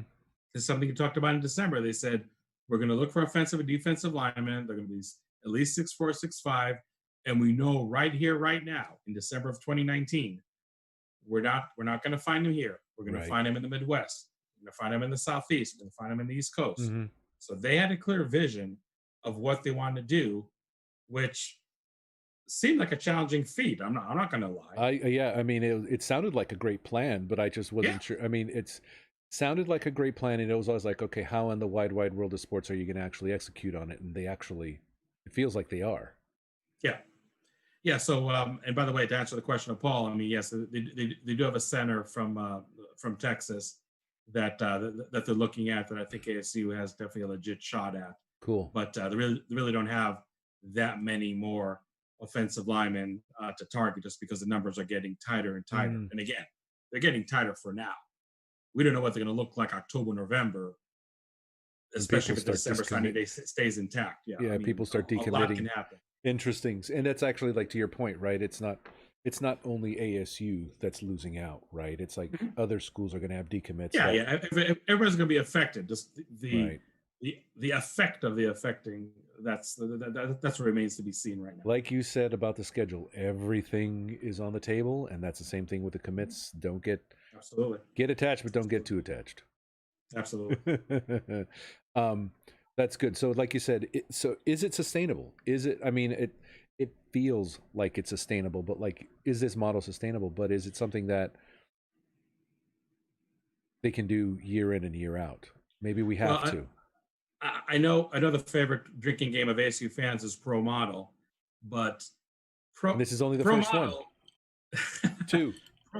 Pro Model is resonating with those recruits, and it has to.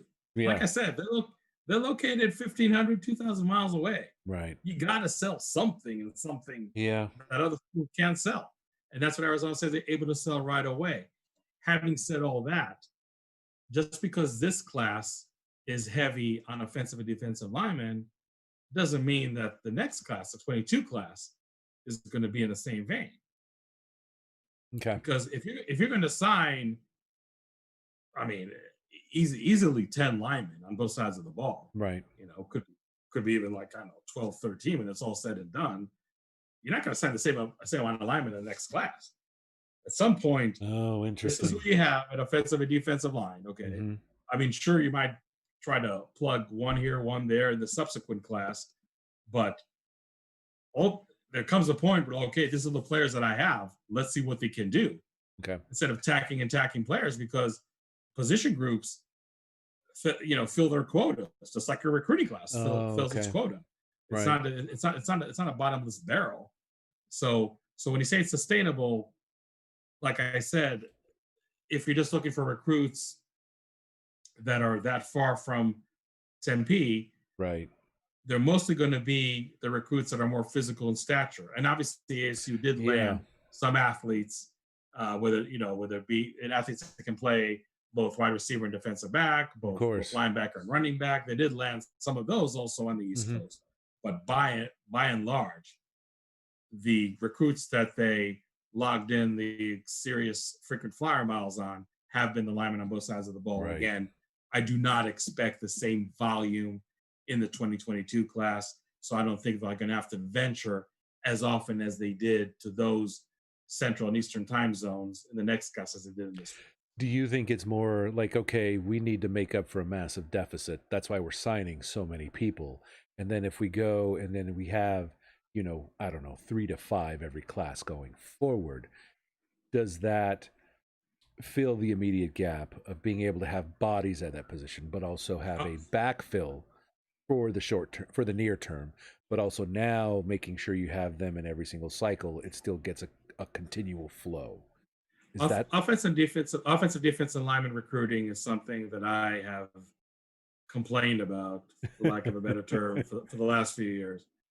And at this point, the warm bodies are going to be there when the 2021 season starts. Okay. Now the question is going to be in fall camp, or maybe not until the next year, because linemen, as we know, take longer to develop Right. than any other position. Do I now have a player, or do I just have a warm body that I can say, okay, I needed 15 offensive linemen and I got 15 offensive linemen, but deep down you know that there's not a snowball chance in hell that 5 of them are going to see the field in the next few years. Okay. So in the beginning, you want to fill the quota. Like, okay, Right. I want 15 offensive linemen. I want, I don't know, maybe like 12 defensive linemen. Mm-hmm. I want to have those bodies. So at least I have some kind of pool to choose from. Okay.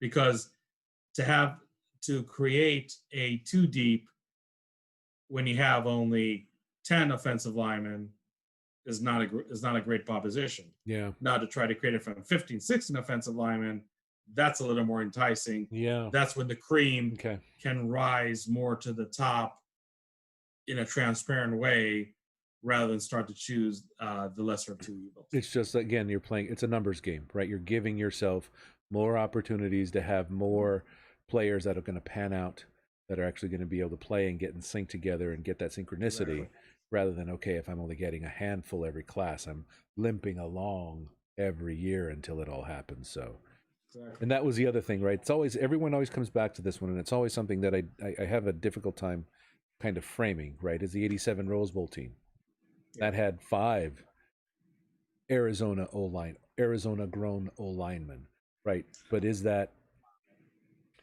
I don't know. I mean, I just remember reading, someone actually did a study on that, right? Where all the big linemen are from back east. They are from particular regions. The West Coast does not have that anymore. Yes, there's a handful of them, but I guess it would take a number of classes for ASU to build that kind of O-line of pure Arizona recruits. Yeah, I mean, it was simpler times, as they say, back in '87. Okay. If we're being fair about it, the big time programs didn't even come to close to recruiting the state. Yeah, that's fair. They weren't at the same level as recruiting right now. Yeah, you don't have someone from Louisville coming to Chandler, Oh yeah, through twice a week, right? Oklahoma, Nebraska. Yeah. Right, they were absolutely. So that's something to keep in mind for sure. Yeah. ASU actually did land a local offensive lineman, actually their first in-state recruit for that matter, Isaiah Glass. Yeah, that was cool. From Queen Creek, 6'5", 260. He's, by the way, Sun Devil legacy. His father, Paul Glass, was a defensive lineman in the early 2000s. So, it's not that they ignored the state altogether. They just had a very focused approach. Right.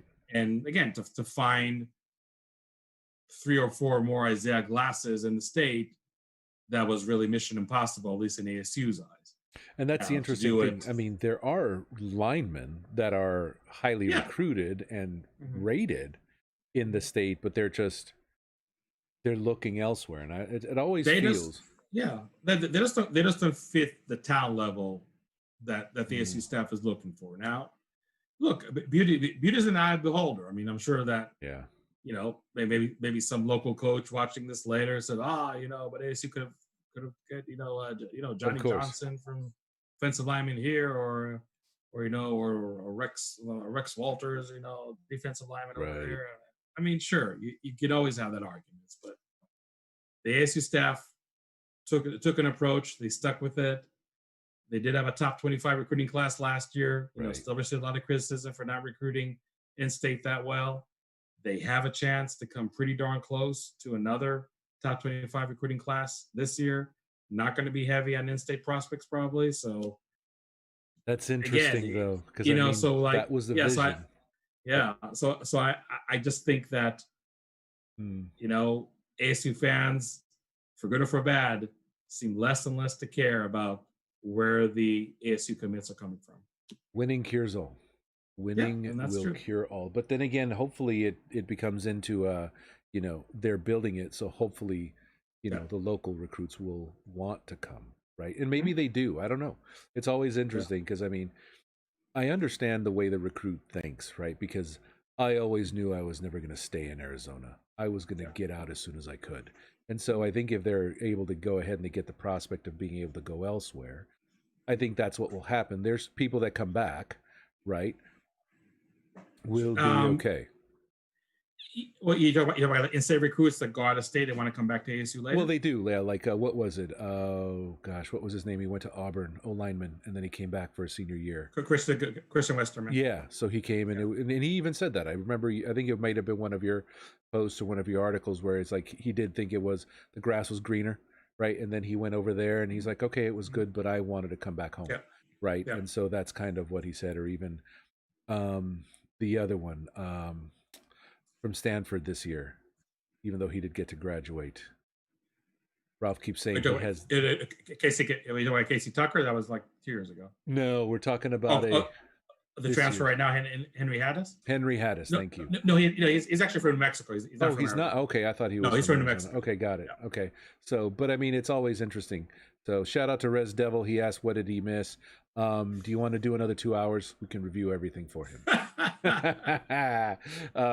No, but a lot. So, fortunately for you, Res, it's always going to be on the YouTube. So, I know you're subscribed and I know you follow me. So, that replay will be up there. But we are just happy to have you up here.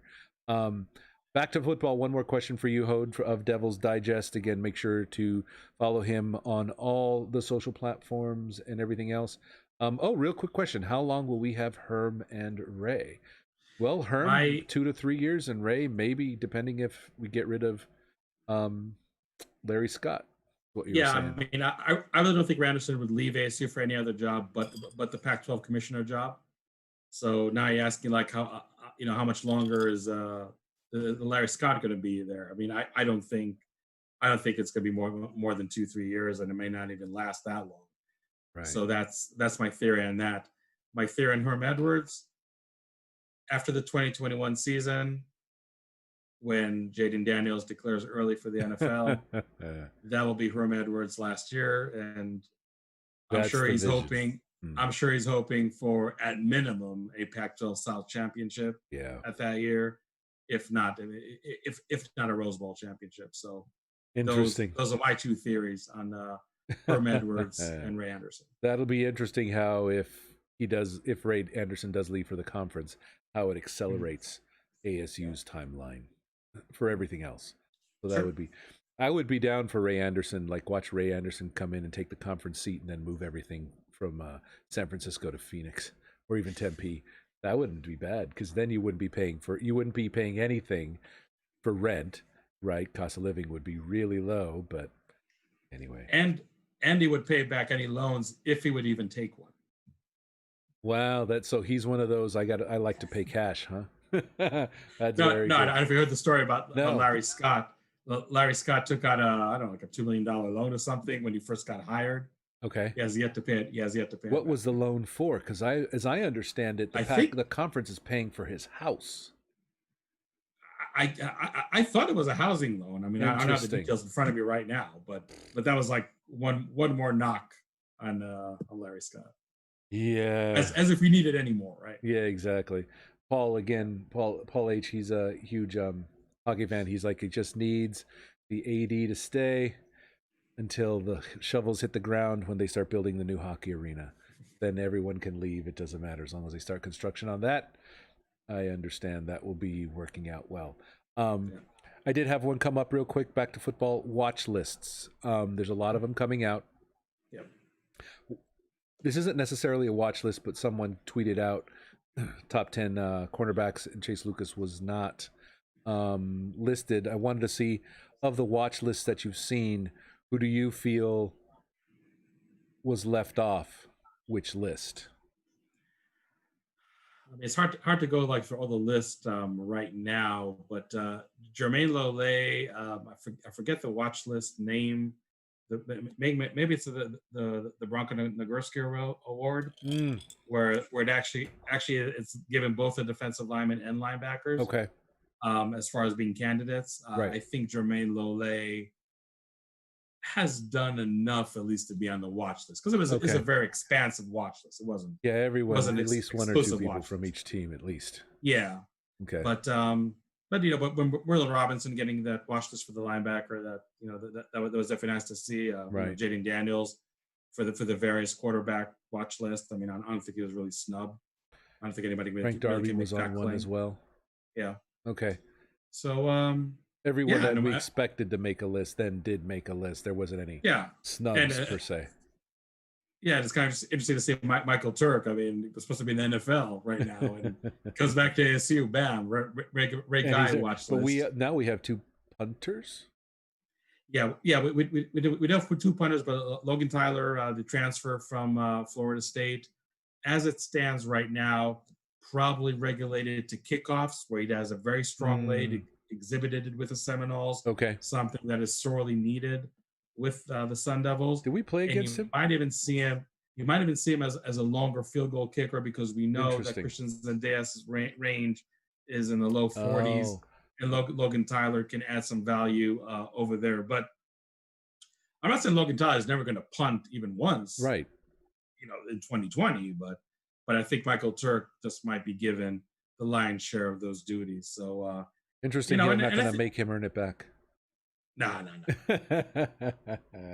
Not gonna make him a devil back or revive that position. Oh, that's funny. So, but he doesn't have to earn it. He's like, okay, you are back. So he is the punter. Okay, got it. Yes.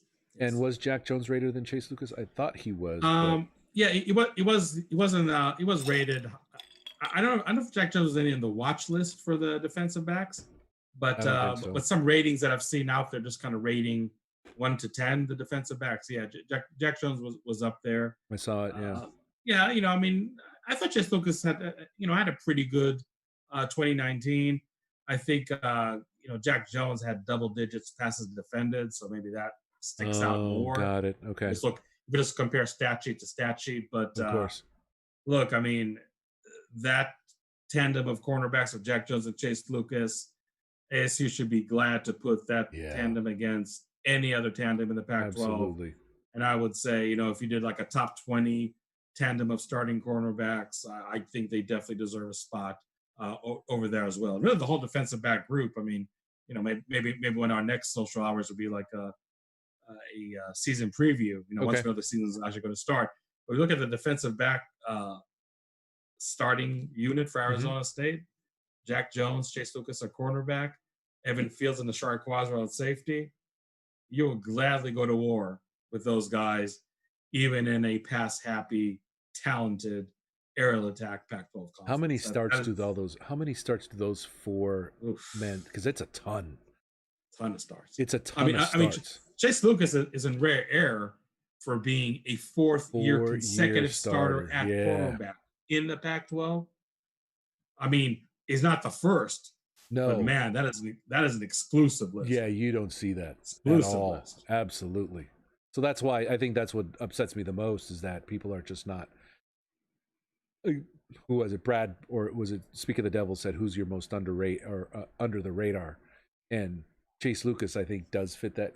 He doesn't deserve to be considered under the radar because, again, he is the number of starts, the way his play, it is prolific. Yeah. It's just it's something that I think he deserves more attention, not necessarily that he's under the radar. Yeah, I wouldn't put Evan Fields under the radar because Evan Fields was outstanding last year. I mean, he really had a breakout party the entire 2019. I mean, Danny Gonzalez back then just sung his praises almost every week. So, What was the feedback? I mean, did we do so shift in defense? We're going back, getting away from the 3-3-5. We had 4 spring practices. 7 actually. 7. Sorry. And so then, what was the feedback on the style of play? Right, it's a whole new system, right? So, Yeah, what was everyone's feedback on that? I think what kind of threw away the defense some is the fact that the Zach Hill offense is filled with so much pre-snap movement, shifts, and Really? motions, Okay. and it took a while for the defense to really get the hang of that. Interesting. On the Okay. same token, just by virtue of running a 4-3, you definitely saw more pressure on the quarterback. Okay. And the quarterback's throwing more interceptions than usual that early in spring practice. Even a guy like Jaden Daniels, who's crazy accurate, as we all Right. Of know, course. two interceptions the entire year. He was throwing more interceptions than usual, not so much because he wasn't getting the system, but just because the Arizona State wide receivers are required to have a deeper knowledge in terms of reading the secondary compared to the Mm, previous scheme that they ran. okay. And some of the confusion, some of the mishaps over there did cause a higher number of interceptions. So Okay. so I mean, I guess you could look at it and say, "Oh wow, this secondary is ball hungry and All right. doing a great Right. job being disruptive." But there is also another side of the coin for that. But overall, I mean, I don't think anybody came out even out of an abbreviated spring Okay. practice really be concerned about this defense. This defense is loaded with talent, especially in the back seven. They're going to be And our, well, yeah, and look, I think the defense did carry this Sun Devil team quite a bit, or even maybe more than they should have. except for that first quarter First two against years, USC, which still chaps my ass. yeah, Only because I but was there, but yeah, but still. but look what they did after. But The look what other they three did quarters, exactly. we It's let them just 6 it is points. crazy. Yeah. Yeah. So So do I you think think the defense is actually going to be, but I mean, I was going to say, is the defense going to be the belle of the ball? But I'm thinking that Zach Hill offense is going to be kick ass. but how quickly can even the veteran players grasp that system, Okay. let alone so many newcomers at key positions? Okay. Like, I mean, running backs, your top 3 running backs are going to be newcomers. Yeah. Two of them, two true freshmen, one of them a junior college transfer in Rashad Right. White. Wide receivers, aside from Frank Darby, there's a Everyone's good green. chance. Yeah, the good chance you're going to play underclassmen, 2 underclassmen So it's with another them. And young if it was, year. yeah, exactly. Wow. So yeah, so the defense, like I said, as much as it carried the offense quite a bit in 2018 and 19, I think you might see more of the same in 2020, even though you got Jaden Daniels, who's a Right. generational quarterback there Hmm. behind center. I think still that defense is really going to have to pull some games out of what Yeah. for ASU to have a winning season, let alone a better season than last year. That's kind of That's what my I was opinion. feeling as well, right? That even then, if we do have one, it's even if we do miss out on the season, there's some games on that list we're gonna lose that we Mhm. shouldn't be. But again, like you said, it's just a Sure. whole experience and age thing. And with someone like Jaden Daniels, who we only get quite possibly for just one more year, is Exactly. infuriating. 153, 149, Houston. That's a crazy score that they just did. Harden with 49 points, so that is outstanding. Let's see what else. Who's likely to be the 5th DB? Is it someone that's new, or what do you think? Well, if they're going to run nickel formations, Jordan Clark, Yep. the redshirt freshman, Yep. right now in spring practice we saw him as a nickel DB. Absolutely. And I agree with you, Justin. Coach Rodriguez looks brilliant. I don't know if you've Oh got a yeah, chance to absolutely. interview him, but you've probably had a few times, but it just, Oh yeah, everything I've read and everything I've listened to is definitely, um, he definitely has a vision for this line, and it just, yeah, it actually looks very promising. no, yeah. I mean, I loved working with Jamar Kane. Really, Right. really great personality. It's Of course. it's hard to say how much a unit advances being there for 1 year under the position coach. Yeah. But again, if ASU wants that pro model, and they got a guy that to this day has defensive lineman from the Vikings singing his praise on social media. I mean, Still, you talk about a recruiting tool.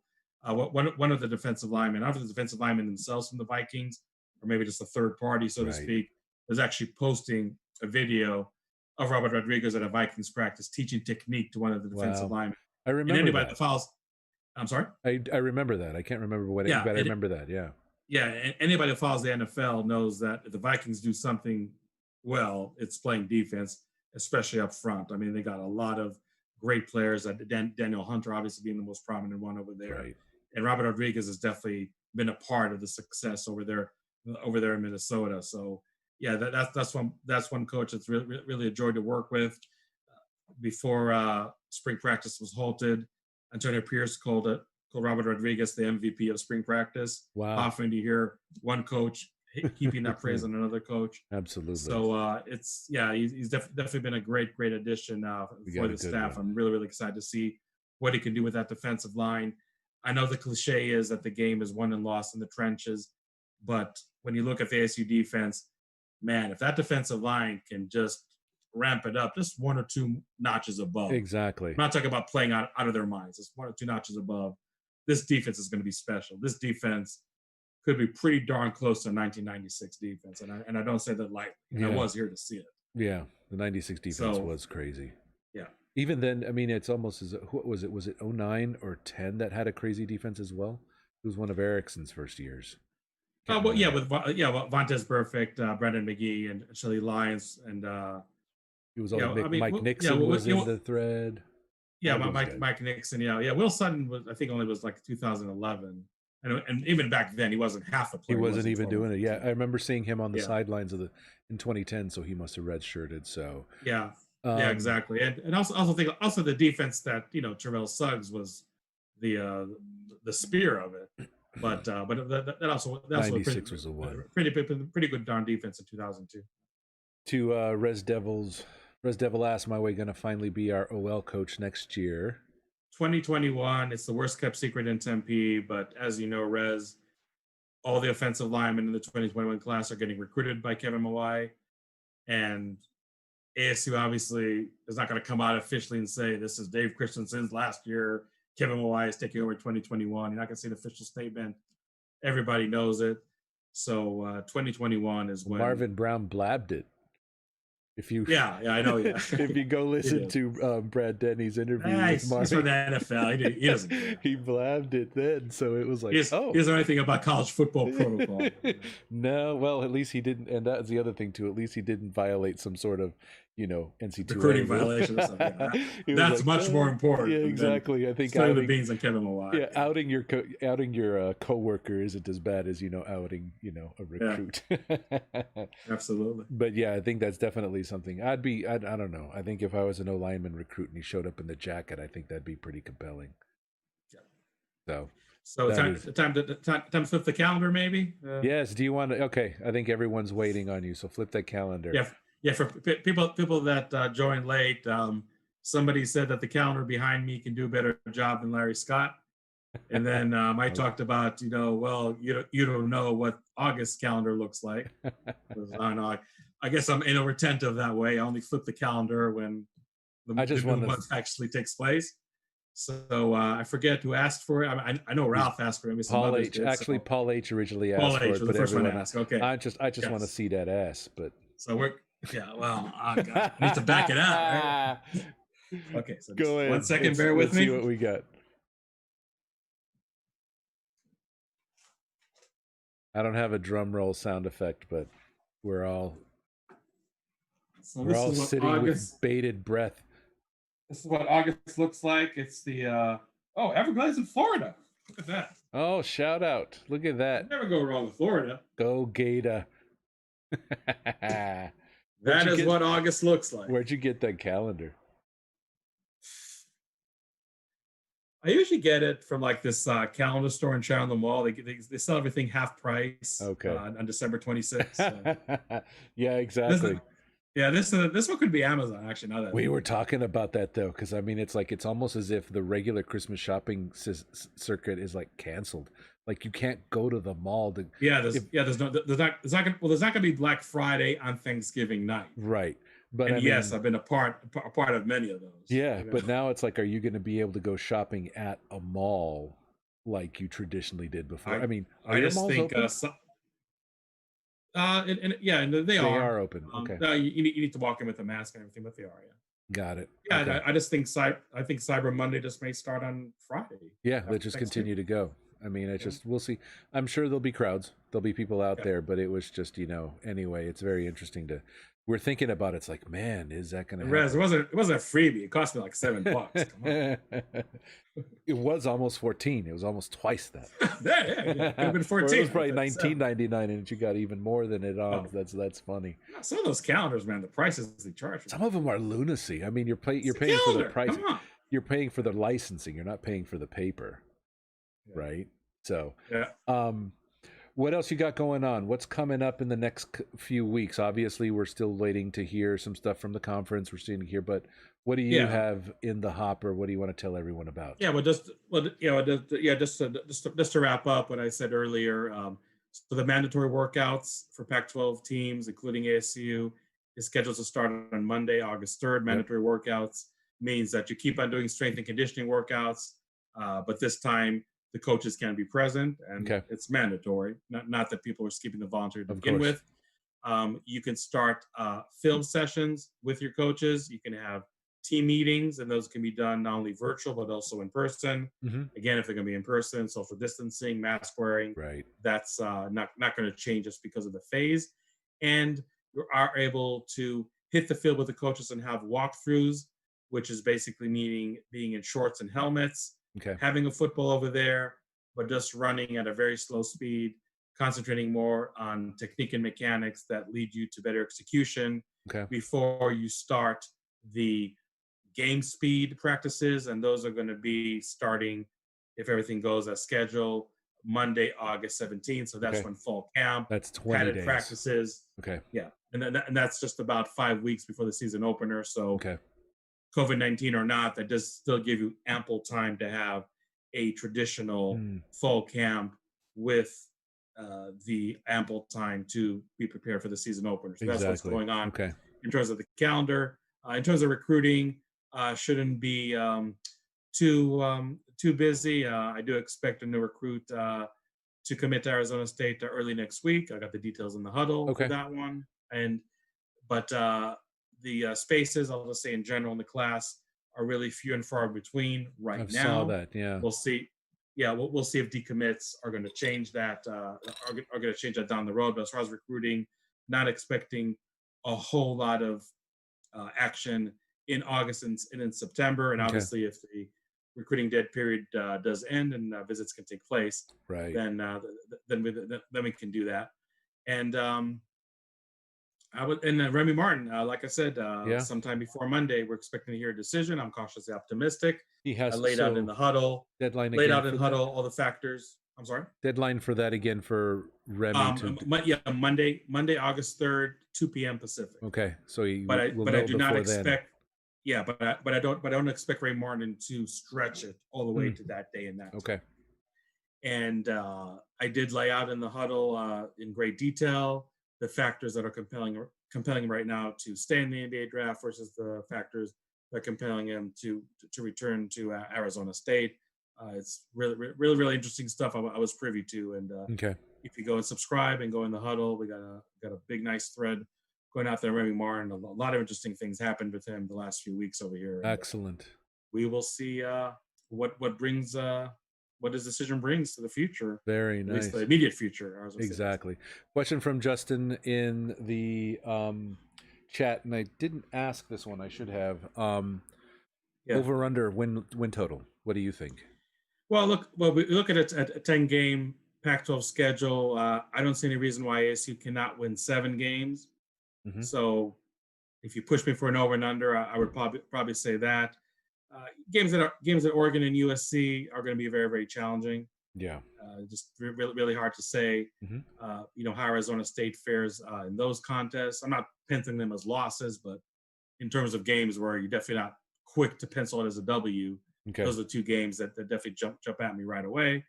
And like I said earlier, there's going to be one game where Arizona State has no business losing, and they'll do it anyway. Yeah, that's the whole thing. I think it's going to be back to some of those frustrating losses Yeah. that we're going to do just from a just because of an experience thing, and that's just that's the infuriating thing, I guess, is that because you know technically we do only. And again, I guess it's a good problem to have, even though I don't like it. Is that Mhm. like some of the players on the basketball side that are truly one and dones, Mhm. we get talents like Jaden Daniels for only 3 years. I And know. that's what's infuriating. Yeah. And Rez did ask, is there a limited number of positive COVID cases before they start to consider scratch the season?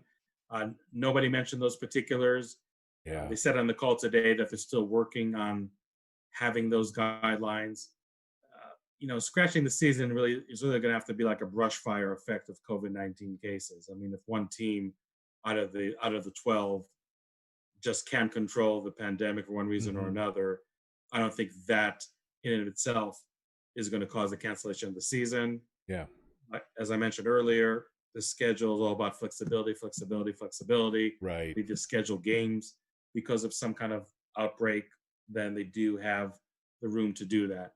But again, there's no numbers whatsoever that been thrown at the media saying, okay, this is going to be the threshold where we will or not have to scratch a season, or maybe will or not even postpone a game for that matter. That's Those are interesting details too, that, right? Because there's yeah, not even any guidelines for that at the yeah, national level, right? So I mean, correct, it's correct. there's it's and again, it's interesting. Yeah, I'm not exactly sure how that's gonna be enforced, right? It's like, okay, you don't have any, and it's all those logistics, like, okay, how quickly are you testing? How quickly are you made aware of those Mhm. results, and so on and so forth. And so, how do you actually even decide you are or are you not, right? It's like, okay, let's say, I mean, that would be, God, that would just introduce a whole big mess. Like, let's say, okay, the team gets tested on Thursday, but then let's say you're playing in Arizona and you don't find 48 hours later that your results happen, which is, you know, 24 hours after the game is played, right? And then all of a sudden you infect your opponent and your entire team because you didn't get your results fast enough. So Yeah, and that's just like I said scary, earlier, yeah, and like I said earlier, I mean, sure, all the Pac-12 has the same guidelines right? to guard against a COVID-19 infection, but is Arizona State doing what Oregon State is doing? Is Oregon State doing what Washington is doing? Is Washington Right. doing what Stanford's doing? We don't know, for good or for bad. Are they following the same guidelines or are they not? We And just that's we just and don't again, know. yeah, and I guess that's why it's such a difficult, thing to track, right? Because you just never know. You never know. I got two cards. I got, if you had to, you didn't get to escape. Okay. Um, one, anytime anyone sneezes, they must do it in your face. Well, Or, during the pandemic, yeah, exactly. Well, how about this one? Every time you're a billionaire, but every time you spend money, you projectile vomit. Which one would you rather be? the latter one for sure. Even without a pandemic, the latter one. You'd rather projectile vomit everywhere every time you spend money. But then if you have $1 billion, then you just buy a few Yeah, yeah. big things, and then it's like, okay, I'm done.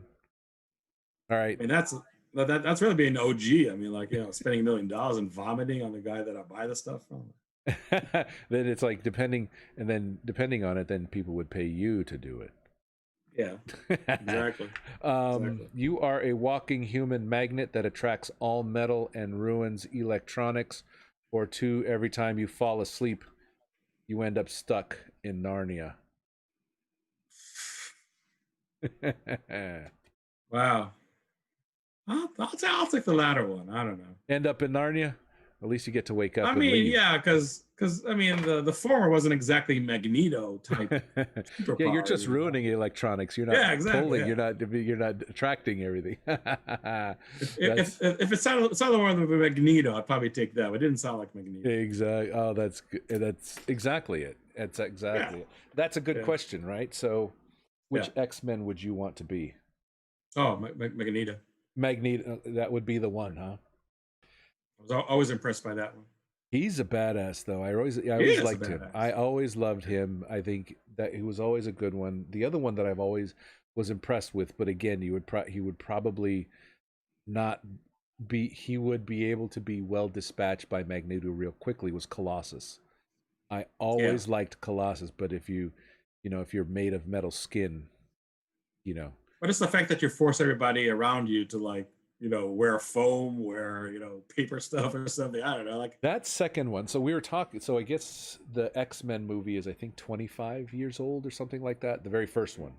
And yeah. so the second one, though, where they had the plastic prison for Yeah. Yeah. Magneto, I mean, it was like, Yeah. wow, that was very cool the way they set that one up. Like I said, like you're not only a superhero with crazy power, but like you force everybody around you to turn their life upside down. That's what impresses me. Yeah. I love him in the comics. I mean, he's such a bad, and he can be such a lunatic, and then, but he can actually. There was a whole series called The Age of Apocalypse, and he was actually much kinder, gentler, and so, Yeah, but you also see the X Men movie and the origins of it and everything. Yeah. that was actually a lot of fun too. Where that Yeah. was Yeah. what was his name? Anyway, it's like that was always Yeah. interesting to see him team up with Professor X and go about that way as Yeah. well. But there's a whole ton of. Did you see the last two, by the way? Dark I didn't see the Phoenix. last. I didn't see the last one because it got horrible reviews. I was almost afraid to see it. Yeah, I wanted to give it a shot. I actually gave the Apocalypse one. I tried to give it a shot because I've always loved the Apocalypse character in the comics. So I'm like, all right, I'll Mhm. do it, and just couldn't. I Yeah. It was yeah. What So was the other one? The new Fantastic Four movie. Did you see that one? that yeah, I enjoyed it pretty Did you well. do? Yeah. Because I mean, I tried getting through the new Yeah. one, and I'm like, I couldn't make it past much. So Yeah. Something it's is something happened to X Men, the franchise. I don't know what happened, but it's taking a dump the last few years. I don't know what's going on. someone. I mean, they just probably they didn't take from the MCU I framework, guess. whatever it was. They cited they figured they could do something on their own, and That had a good run. Logan was off the charts good. the Logan was that old man. Logan was he when he was old, right? Well, it was really more like his history and that What was the girl. last Wolverine movie then? Was it Logan? I thought it was, but It I could be was wrong. Logan because it was Logan, and then it was Professor X, and then it was that little girl. Yeah, maybe Was that? making my X Men mixed up right now. Yeah, because I just But remember there was one I enjoyed Logan a lot, and Logan like that that was like was the a good first movie one. that the critics like really Yeah, went off in a good way. I liked it as well. I wasn't sure Yes. what to expect to it, and it pulled me in. I'm like, okay, this one I like. Yeah. This one I liked. So Yeah. I wish he would be. Well, you never know. They can always de-age everyone. They can always de-age Sure. everyone. Sure. Really appreciate you. Anything else you want to plug, or that you've seen, or anything else is coming out other than what we just reviewed? No, yeah, yeah. Like I said, I mean, there'll be some news coming in the next few days, and I think most of it, maybe all of it, will be positive for ASU, and Yep. you know, Are we'll you going to see. This, resume your podcasting? yeah, at some point, I am. Okay, Closer to the season, when I was a season, there'll definitely be a season preview. got it. I'll make more of an effort to have guests Okay, this time. cool. Not that I didn't have that many before, but I'll try to step it up over there. Absolutely. No, that And was definitely one thing I wanted to know. yeah, Okay. yeah, but yeah, it's I mean, it's not like crazy quiet, but it's not either crazy busy either. Yeah, exactly. Because Right if now. it wasn't, I mean, it's like that was the big news. Here's a schedule. Everyone Yeah, chew on exactly, that bone for however long, and then we'll exactly. figure out what everyone else is. Because I guess everyone else will be talking about um, everything else, and that's maybe one of the things that we will do. We'll pose that out. Everyone, go ahead and predict your win loss for everyone. ASU first, and then everyone else. But Yeah. we shall see what everyone else does. I'm going to make some quick announcements, but Hod, thank you so much again. I can't thank you enough. I can't appreciate you enough. So again, I always love having you on, and I love talking with you. So I'm glad you were able to share your insights, and it gives me a reason to spend time with you because I know we're always My, slammed during the week. So thank you. no, my pleasure, Rob, and hopefully get to see each other in person sooner rather than later. Yes, sir. Yes, sir. I agree. So let me do a couple quick announcements. Do not hang up from the Zoom call. I'm going to keep you just for a little while longer. I know you got to go, but I just wanted to catch up real quick. So thank you, sir. All right, everyone. As you know, we got a summit coming up next Saturday at 5:30 Eastern. Feel free to go ahead and join. Looking forward to doing that, having some games and catching up.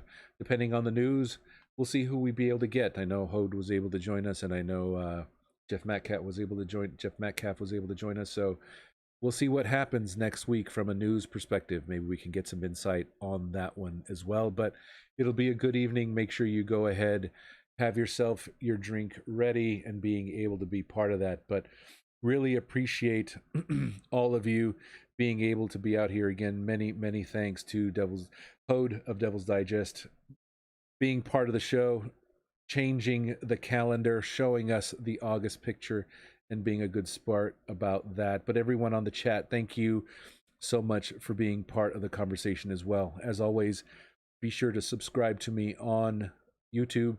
Make sure you ring that bell so you see any new notifications. You're always part of that as well. But as always, thank you so much for everyone joining. Again, I love you. My words for my appreciation for all of you is beyond words. I cannot thank you enough for being part of this community and making it a great evening every time. So again, thank you. Love you beyond words. Make sure you love yourself as always, and also love those around you. Definitely in this time we're building community. Let's build the community and grow that, and invite some friends. I'd love to have them, and hopefully they can enjoy the social club next week. But as always, continue